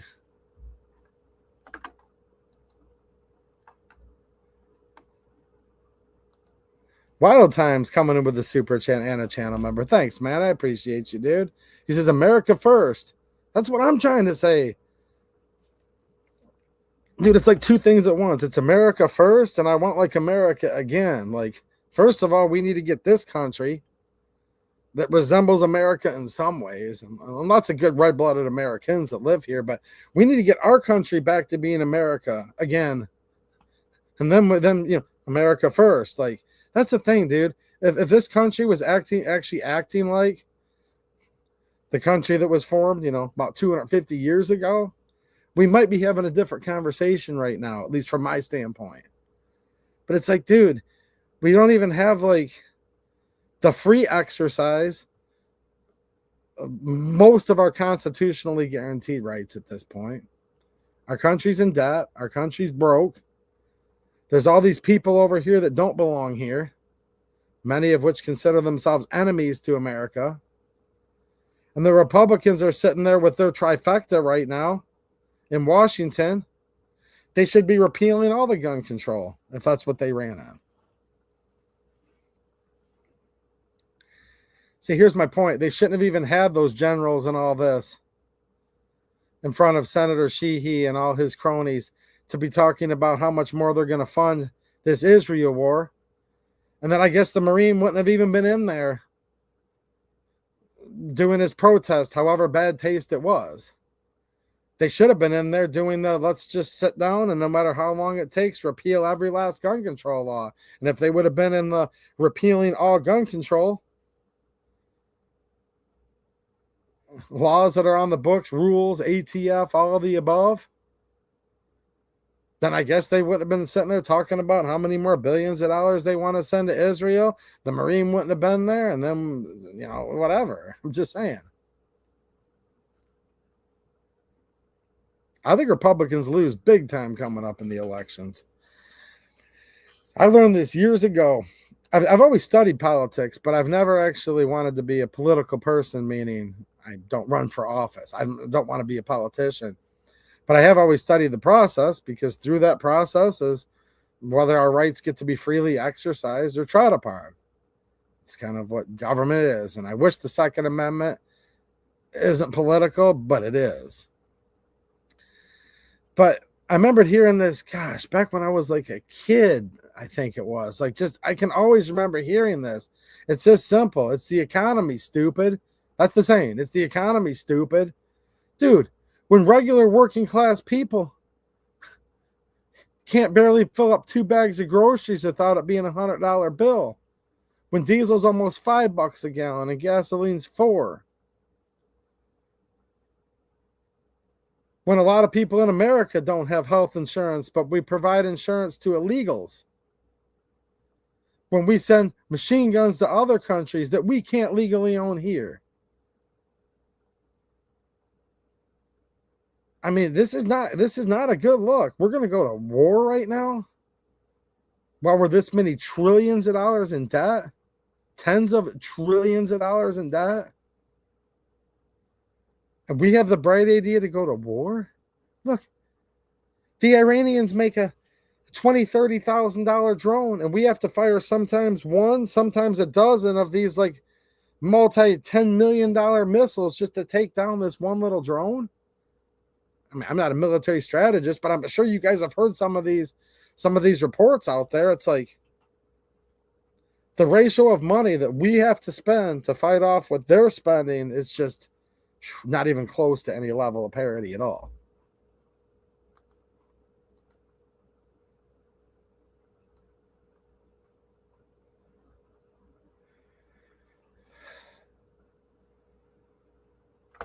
There you go. 38 trillion in debt.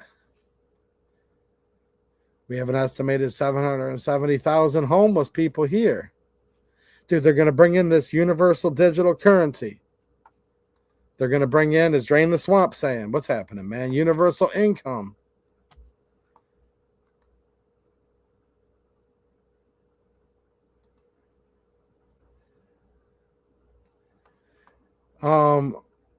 YouTube's party, Michigan is about to have 2 New York Zionists for our senators. Yeah.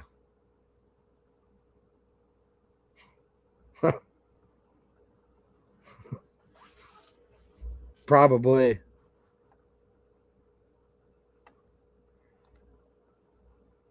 Well, here's the thing. It can be universal income, but maybe it's $1, right? You know what I'm saying? YT party. It might be like, well, here's your universal income. Here's your bag of rice. And you know what I'm saying?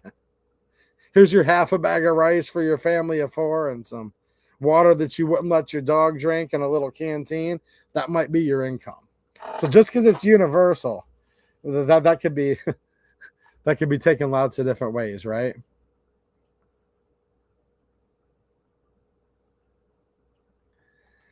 How you doing, Rosie? She says, so you're not a fake person. Where's the problem with that? People that get mad at someone for not having the same views our leftists, LOL, wouldn't want them around anyways. Yeah, and I hope not a lot of people are super mad at me. I don't thrive off of people getting mad. I've just seen some. And look, it might just be I'm seeing certain things out of the corner of my eye. I got to go back and read the whole chat later. I don't know.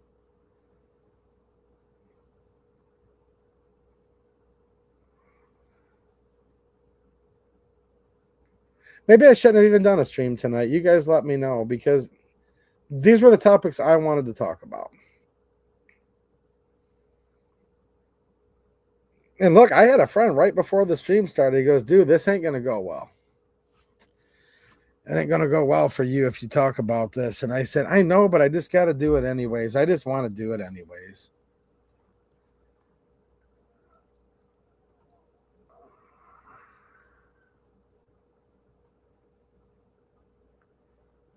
But it might not even be like I think it is. Maybe a lot of you guys are. Maybe some of you agree with a little bit of what I've said, or maybe none of it. I don't know. What's happening, Ego Riser? How you doing, man?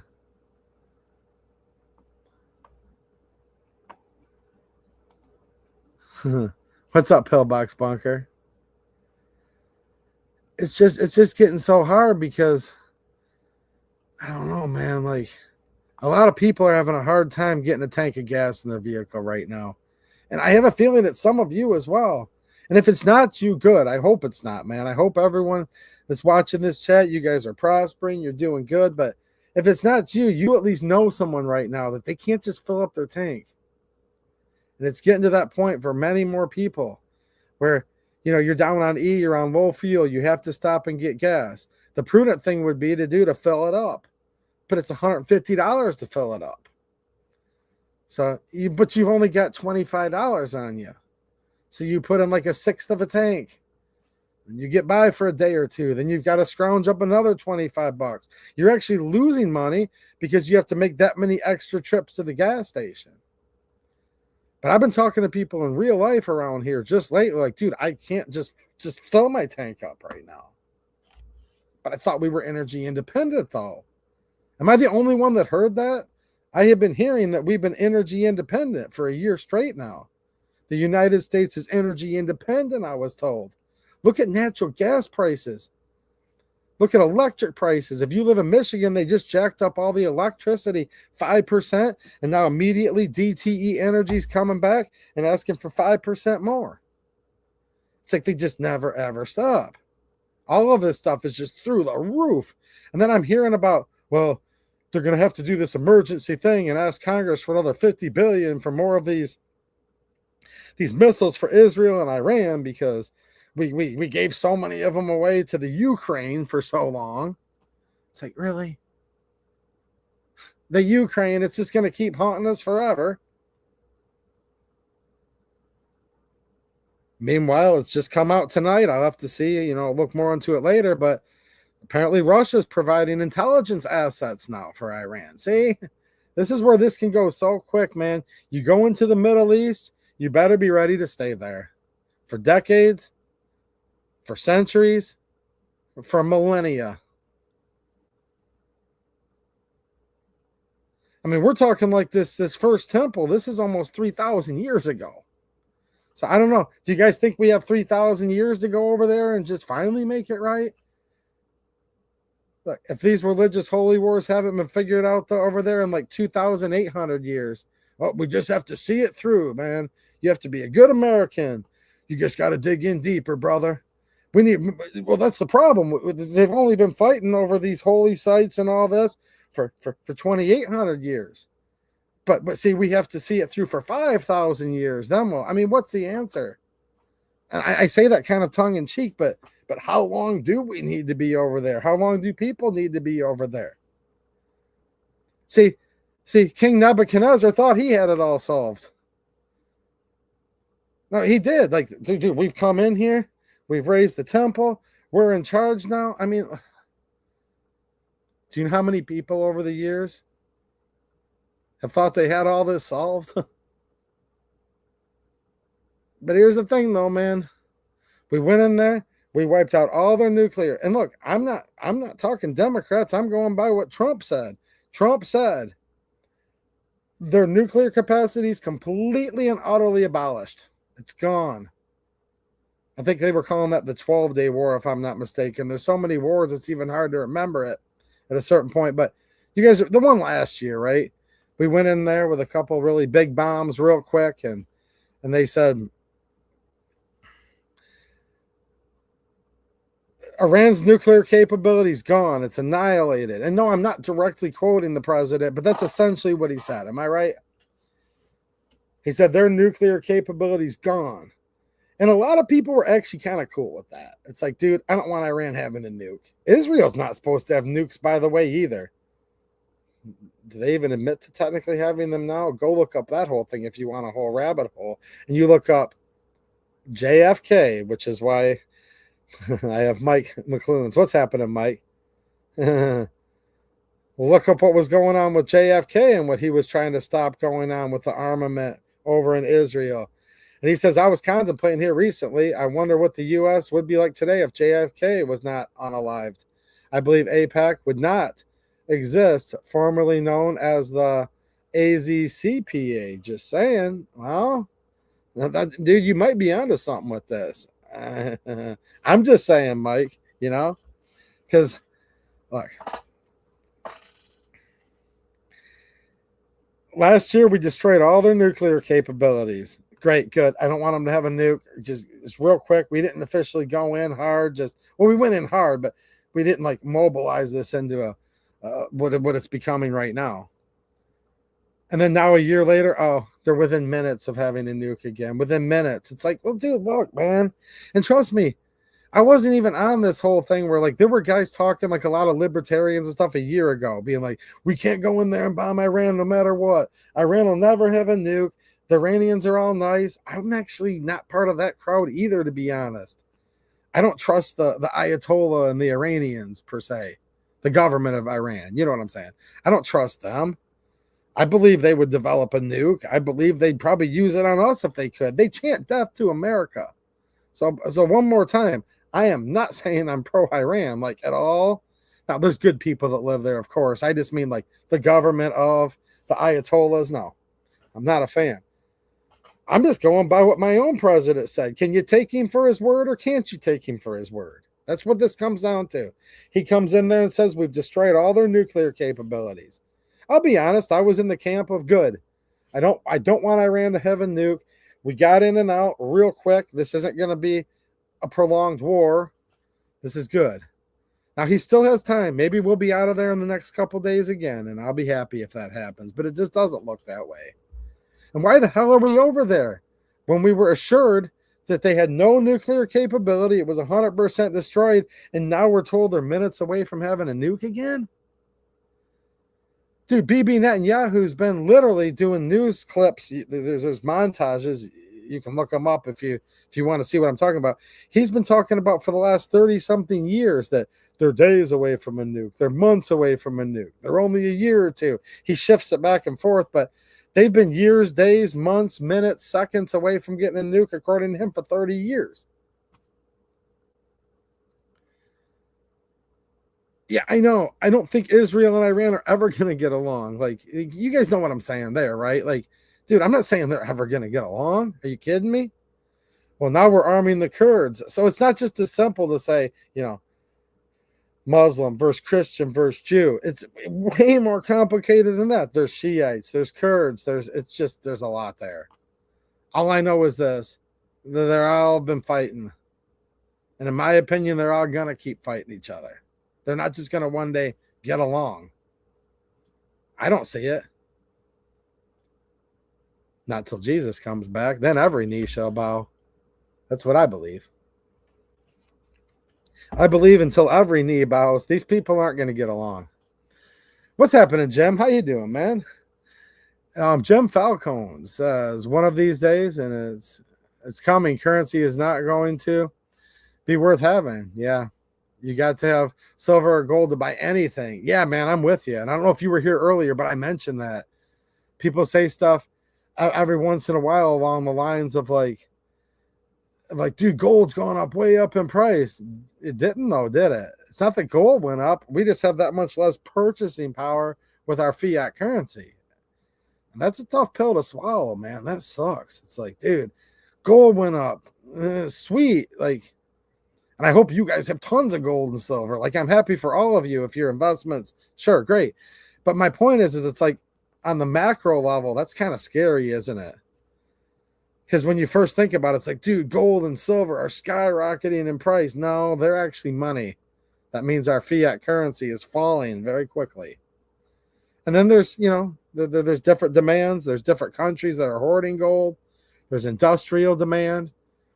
There's people that stockpile it who do believe it's more of a form of money other than just like a currency. What's up, Thomas? He says Israel needs to fight their own battles, period. There you go. Israel, Kuwait, whatever one it is today. I mean,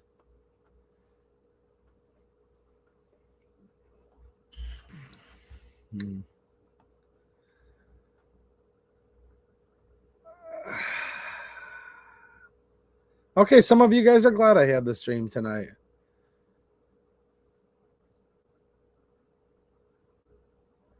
Cool.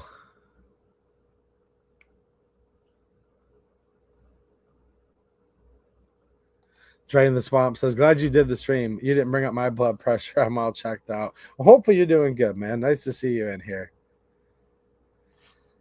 No, that's the thing, Mike. It is an uncomfortable conversation. And here's look, and I just say it's hard. Obviously, I'm willing to try to do hard things. I've been talking about a few things tonight, but it's like I've been having a hard time around town with a lot of these conversations too, though.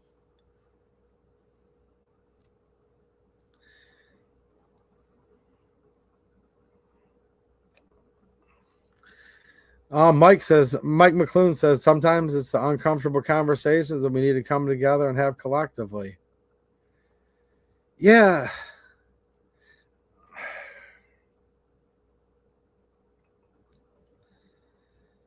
I'm really not that like fire and brimstone on people. I don't ever try to come in here and be like, you're not a Christian, so you be damned to hell. Like, I don't like preach like that.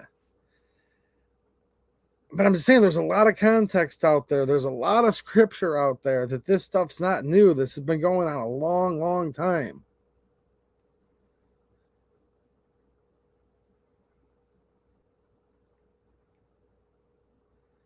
And if you look at where that big, just go look at pictures of it. I mean, there's a whole bunch of things all up on this mountain, this hill, but there's this big domed building that's Muslim controlled. Like, you can, if you go visit over there. Now, here's the thing: it's in what's currently the boundaries of Israel, right? So you've got Jesus basically prophesizing and demanding to tear down this temple. It does within about 40 years of his crucifixion, resurrection, ascension. This happens. And then the Muslims take the area, right? So it's like it's this holy site for These are holy sites for Christians, Jews, and Muslims. If you want to look at it in regard of like very significant things for all three religions have happened there and are happening there in the hearts of the believers that are still practicing these religions there. Now, it's within technically the confines and the borders of what's referred to as present-day Israel. All these countries and areas don't have the exact current physical boundaries and borders, though, that they did back in the Bible. And that's why earlier when I said this, I truly meant it. I was not trying to use the babe in the woods logical fallacy. Like, I genuinely mean this. Once I can finally get a definition that I can understand, and I don't mean that I necessarily agree with, just so that I can understand, meaning it makes a little sense to me, what like it even is to be like a Jew. Like, what does that actually even mean fully? Because I just keep hearing so many different definitions from so many different people that are supposed to be like, you know, they're supposed to be scholars on this stuff. They're supposed to be religious leaders. They're supposed to be national leaders. I watched the U.S. ambassador to Israel talk in circles and struggle for almost 2 hours on a recent podcast. And when I was done listening to him try to explain it, I was even twice as confused as what this even means right now. And I'm being dead serious, guys. Like, I don't even know what the claim is anymore. Someone comes up, well, this is for the Jews. Okay, well, is it for the atheist Jew that's living in this particular area? Well, no, they're not religiously Jewish. They're an atheist, but they're here on the land. Well, whose land are they on? Well, this is from Abraham. Okay, but then there's a Muslim that says, but I'm also a descendant of Abraham. And then I'm like, okay, so hold on a minute. Judaism's a religion. Got it. And I'm aware of the religion. Okay, duh. I'm like, okay, it's an area, God's chosen people. I hear that a lot. Okay. And I'm trying to make sense of this. And look, I'm a Christian. I have my own faith. So again, one more time, I'm not trying to, in this conversation, prove what's right or wrong. I'm just trying to understand what it even is anymore. And then it's like, well, that person still has right because they're a Jew. And I'm like, okay, so religiously, nope, they're an atheist. Okay, well, they can't be that. Then what are they? Well, this is their land that was promised. I'm like, okay, how long has their family been on the land? Well, we don't know. What, you're even going to ask? What if there was somebody that's now in so-called Palestine that was living there 70 years ago and he's there now? Now where's the land argument go? And it just, I haven't gotten any answers to figure this out. Judaism is, look, Israel, Jew, like, and again, these all get conflated too, one thing after another. It's like, dude, I'm an American, I'm a Christian. I'm a Christian first, then I'm an American, if you wanted me to put it in order. But if you're like, dude, what's your nationality? Christian. I'm from the country and nation state of the United States of America. What's your religion? Christianity. What's your pronouns? I don't answer pronoun questions, but I'm a man, obviously. But I don't put my pronouns in my bio. You know what I mean? But then you go over there and it's like, okay, well, what's Iran? Is it Persia? Is it the Ayatollahs? Is it the mullahs? So meanwhile, we got all these people that are trying to figure all this out. I can't get a straight answer from anyone to truly try to understand it. And that's why I've just gotten frustrated with all of it. I'm like, I don't even know what the heck you people are anymore. But I do know what the Second Amendment says, and I don't have that here in my country. I know what the laws of my land say, and we don't have those being upheld here. And meanwhile, everyone's getting dizzy, going around in circles, trying to figure out what all this is. And it's like, you guys have been in these situations, right? Where you're like, dude, I don't even know what this is anymore. Everyone's talking out of both sides of their mouth so much with all this. I just know I need to be away from it. I think this country needs to be out and away from the Middle East for a while. Maybe forever, you know, at this point.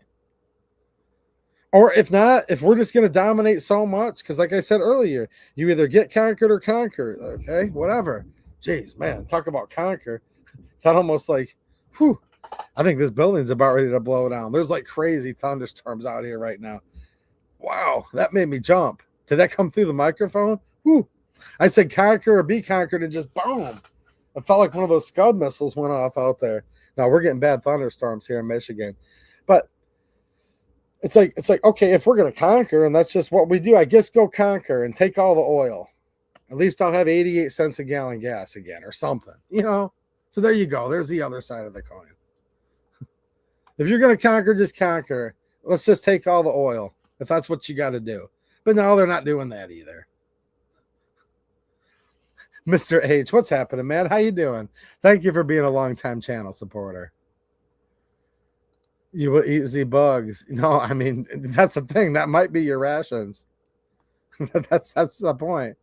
That might be your universal income. What's happening, Fundaler? Nice to see you, man. You actually might not want to watch it. You might not want to. I mean, you know what I'm saying, guys. I was being hyperbolic. I'm not really into like being in perpetual wars with everyone. I think you guys knew what I meant by that. At least if we're gonna go conquer, take the oil, right? Like, you know, at least then I could just sit back and you know come back and be like, well, hey, you know, my gas is 88 cents a gallon. At least I can drive up the road a little better. I'm actually trying to be positive right now and look for you know, some silver linings.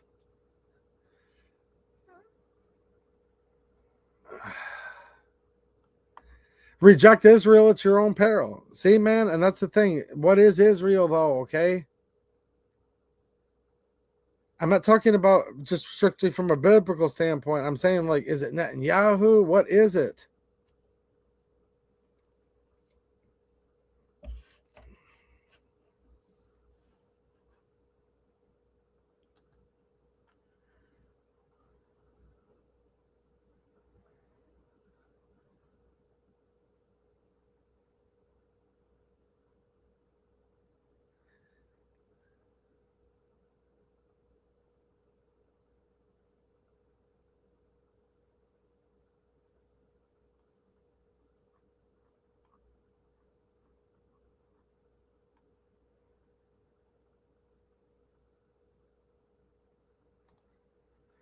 There was a time when you did not have to be a Judeo-Christian scholar to understand history and the Jews.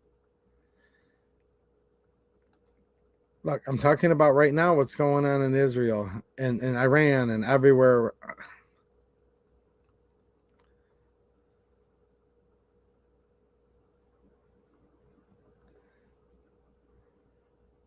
And I said this earlier, there's probably a lot of people watching are Judeo-Christians. I just consider them different religions.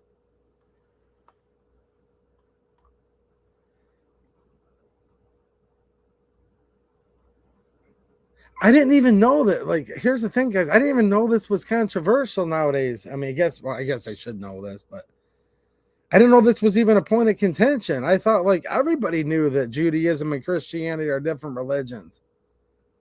I mean,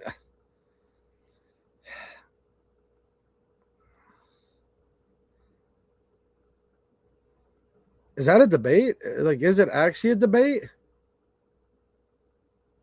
Are there literally people? And go ahead and chime in, guys. I'm not going to rebuke you, but are there literally guys? Come in the chat. I just want to know. I'm not going to make fun of you, nothing. But is there people that believe that Judaism and Christianity are the same religion?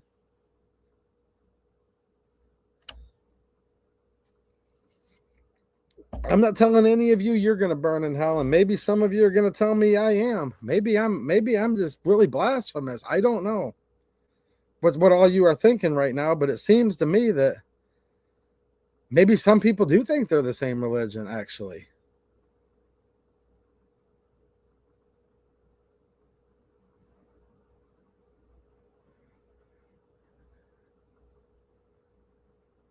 I don't think they're the same religion. But no, that was an honest question earlier. I've been trying to get answered lately. Like, at one time, I did think I knew what it meant, but what's it mean to be a Jew? What's it mean to be an Israelite? What is actual Israel?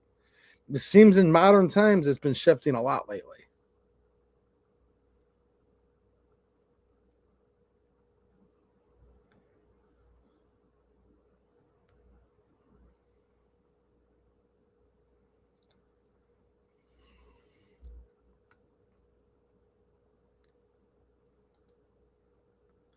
Oh, you might be talking to someone else because I'm not making anything up. I didn't make anything up, dude. You might just be talking to someone else, though. So sometimes I just see one chat and it's out of context.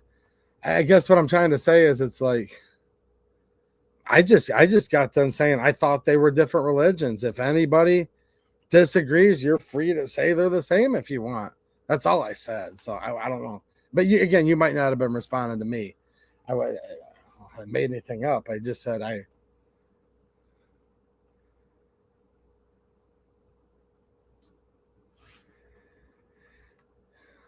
What's happening, Jane Locke? How you doing? She says the bad weather went around me, but it rained a little. Well, the barometric pressure's dropping like crazy, so I know you've been in a lot of pain, Jane. I hope you'll feel better soon.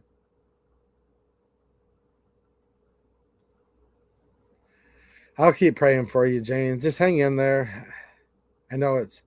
And last time I talked to you on the phone, you were going through a lot of pain, and I don't like that. I don't like that at all. But stay strong, Jane. Lots of love to you. Jim Falcone coming in with a big $20 super chat. Well, thanks, man. I appreciate it, dude. Thank you, sir. I didn't get a message there, but I did see some of your other chats earlier. If Israel stopped, there will not be an Israel. Let me think about that. Yeah, I mean, if Israel stops existing, there wouldn't be an Israel. Is that what you're saying? If so, I mean, I would agree with that.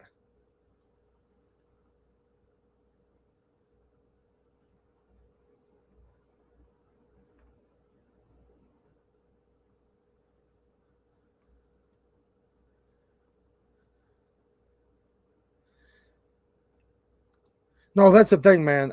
Say now that you do agree with me. Here's the thing, man. It's like I did hear that for a year, haven't you guys? Being like, dude, we are a net exporter of oil. I've been hearing that a lot, man. If we're exporting so much oil, that would be awesome because then we could just keep it here, and our gas prices wouldn't be jetting up through the moon right now, right?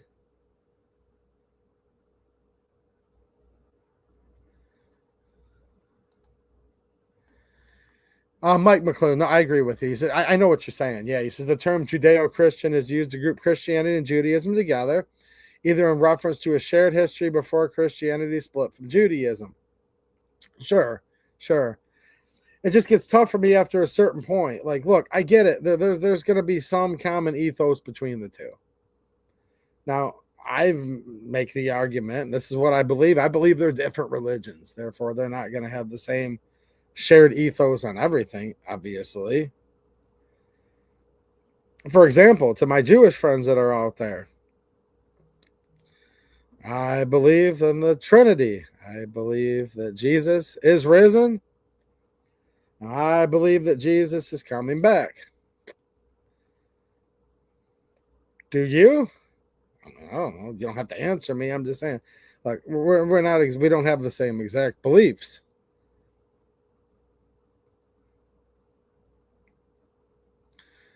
To my Jewish friends, do you believe that the New Testament, do you believe it's just as holy as the Old Testament, equal to, or less than? I mean, just simple questions. I don't know.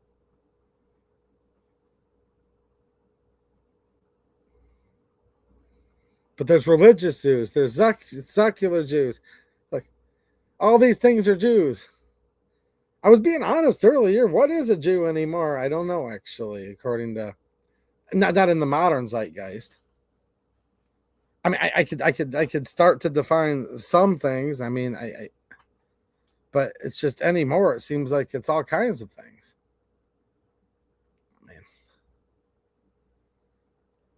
Man. So no, I get what you're saying, Mike. That's just a term. But here's where I have a problem with them when it turns into all Christians need to support the U.S. attacking Iran because Israel was about to attack Iran. I think I got that paraphrase quote correctly from Trump and his administration. because of our Judeo-Christian values. And I'm like,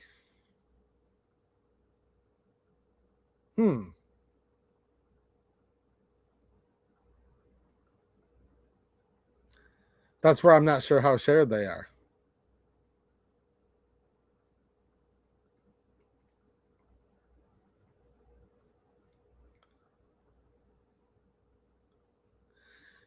No, that's true, YT Sparty. That is true, actually. Jews were German. Is there a Judeo-German culture? By the way I understand a lot of the current definitions, yes, actually. That would be true.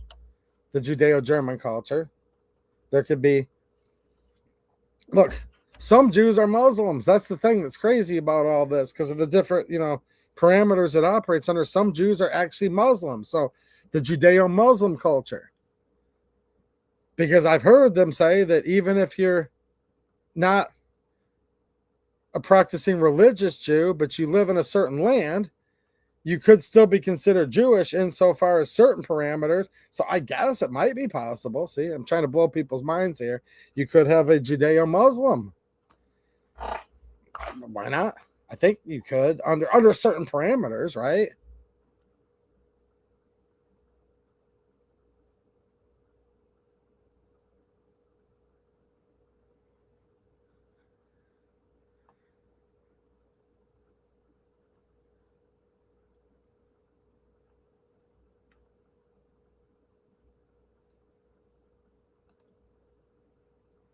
What's happening, man? How you doing? My rights be gone, Mike. Member for 9 months. He says, amen. Well, nice to see you, man. And thanks to all those generous memberships that he gifted just last week. There is some fresh members only content that we did post recently. So make sure you guys check that out as well. Nice to see you, man. Jimmy coming with a second $20 super chat. Thanks so much, dude. I definitely appreciate your generosity, and I hope there wasn't a message you were trying to type and it got cut off. But thank you. I'm trying to look and see. I don't know how many missiles we have. I see you guys kind of talking about this on the side a little bit. And he says, I heard we have enough oil for 300 years. I've heard the same thing.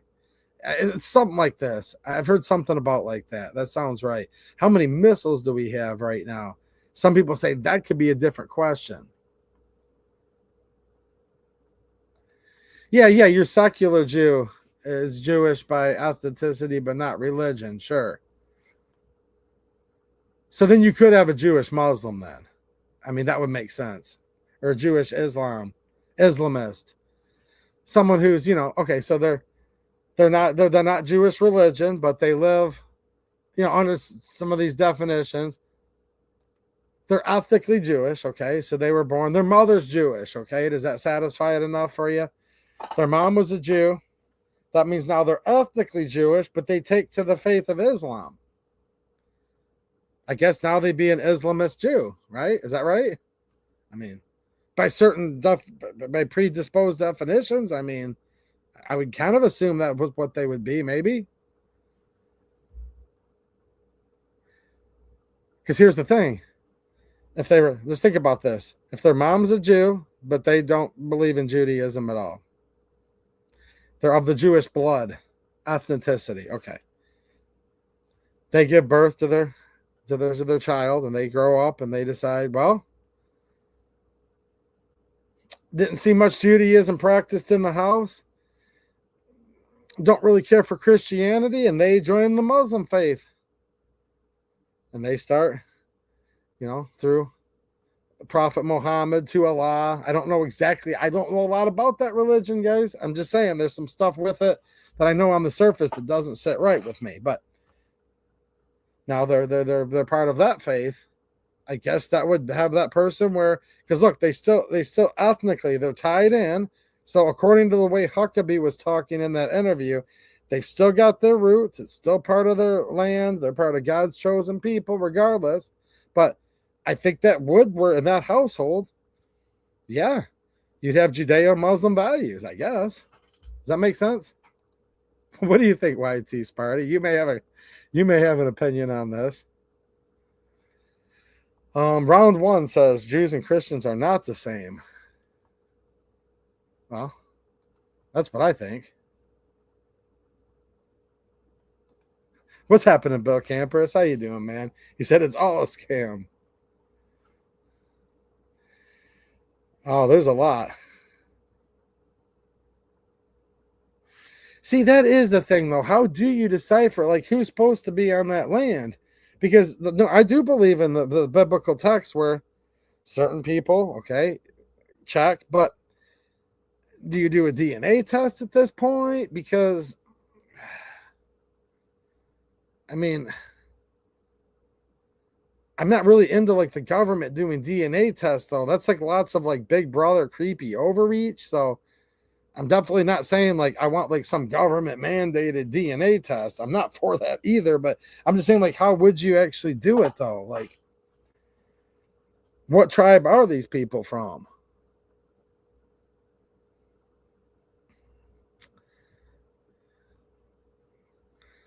The physical boundaries aren't even all the same though, right? Of because actually if you look at the boundaries as spelled out in the Bible, Israel should be much larger than it is now. I mean, there's that too. Keep that in mind. So there could be people outside of what's currently called the nation of Israel. Some people even call it a country. I don't believe it's technically legally a country, is it? I'm not saying that as a put down. I just don't think legally it's actually a country. I think it's a nation. And people often just call it a country. But you guys can look that up. But I don't believe it's by legal semantics a country. But wait a minute. So if the land of Israel was certain geographical parameters in the Bible, and now you live outside of the nation, the borders now of Israel, are you no longer Israel or Jew? Because now you're like maybe you're like Jordanian or something now. So then what are you? That's where it's like, how do you go back and actually prove who lived there? Now, there's the DNA test as you're bringing up, okay? But trust me, when I say this, I am not advocating that the government just needs to take everyone's DBA or DNA. That's like really creepy, and I don't want that either.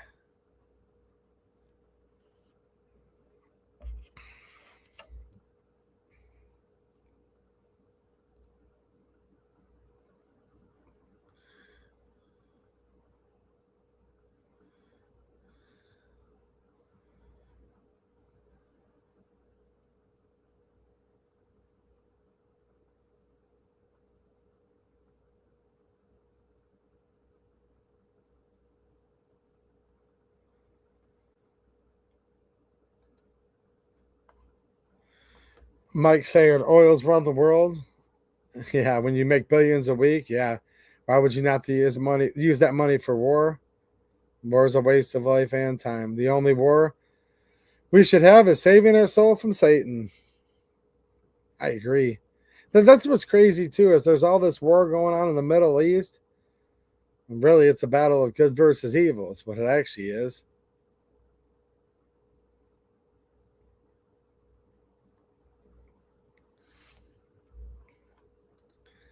Gerald, should I assume you support the United States going into Iran? Is that kind of self-explanatory by now?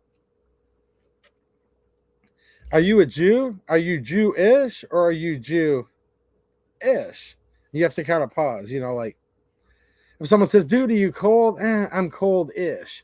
So that's the only question. Are you Jewish or are you Jew-ish? See what I'm saying there? Or maybe there's a fourth category I'm not thinking of. Huh. Well, I didn't assume. I asked you a question. Whoa, whoa, whoa. Do you guys see this guy here? Come on, dude. I've been trying to be nice to you all night, man. Come on, man. You're taking advantage of my niceness. Talk about gaslighting. You're like a master. Wow. Guys, you guys are all my witnesses. Did I say, Gerald, you are Jewish? Or did I say, Gerald, you're Jew-ish? I asked him very politely. I said, Gerald, are you Jewish? Are you a Jew? Are you Jewish? Or are you Jew-ish? I mean, I asked you a question and gave you multiple choice. Come on, dude. I literally wasn't assuming anything, man. Like you can be a Christian but still Jewish, right? Like, isn't that what we've been establishing in this chat? Like, you could be a Christian and still Jewish, I thought. And I'm not trying to put words in your mouth, but it could be like, dude, I'm a Christian, but I'm Jewish because I can trace my mom's side of the family to be living on this particular piece of land. That might apply to somebody in the chat. So I guess you'd be a Christian and you're a Jew, but you're only maybe, not you, just somebody might be Jew-ish, meaning they're kind of a Jew. That's all I'm saying.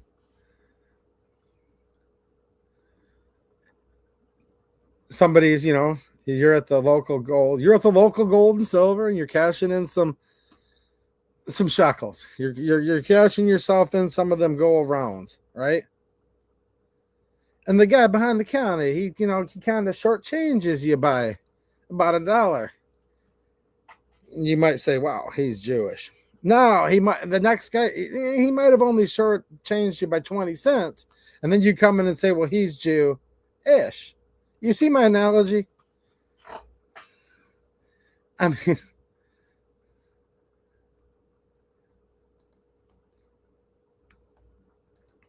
Wuffagoey, what's happening, man? Every Jew I ever met was a regular, normal person. Yeah, I'm not. You might be talking to someone else that's in the chat. I'm not in here bashing Jews. I'm just trying to say I think this has been a religious war over there for a long time. That's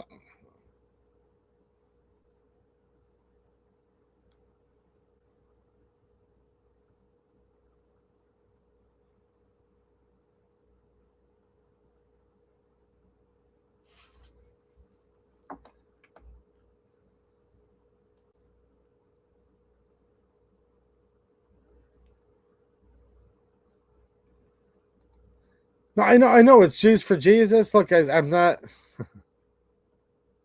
Yeah, Uncle's a Catholic Jew. Yeah.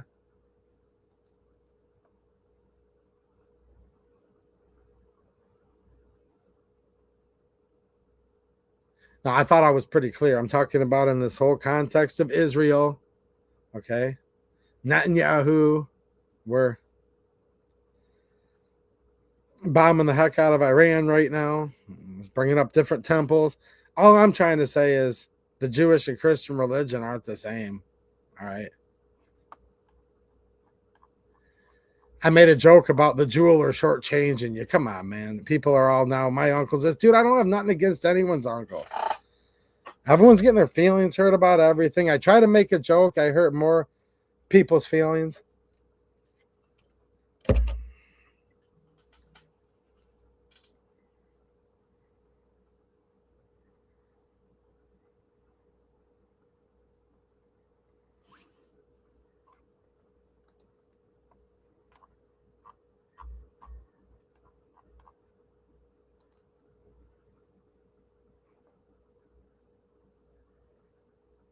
I'm just giving you guys a minute that need to come in here and say, look, dude, I have nothing against anyone's Jewish uncle.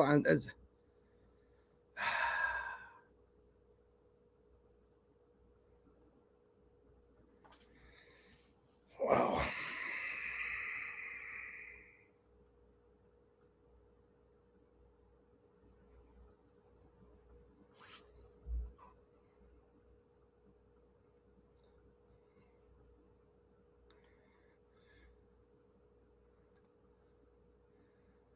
We are all the same.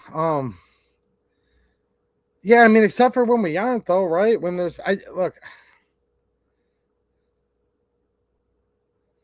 I thought everybody knew there's a holy war been going on there for over 2,000 years. Jeez, Pete.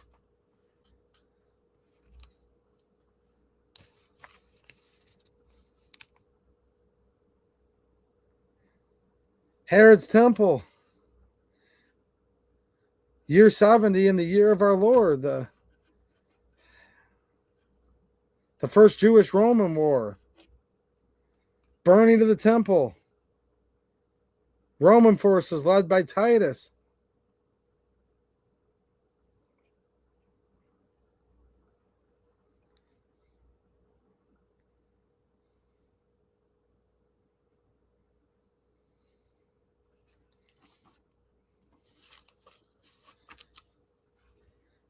going through some context in here to try to say I don't think we're going to solve this in 12 days.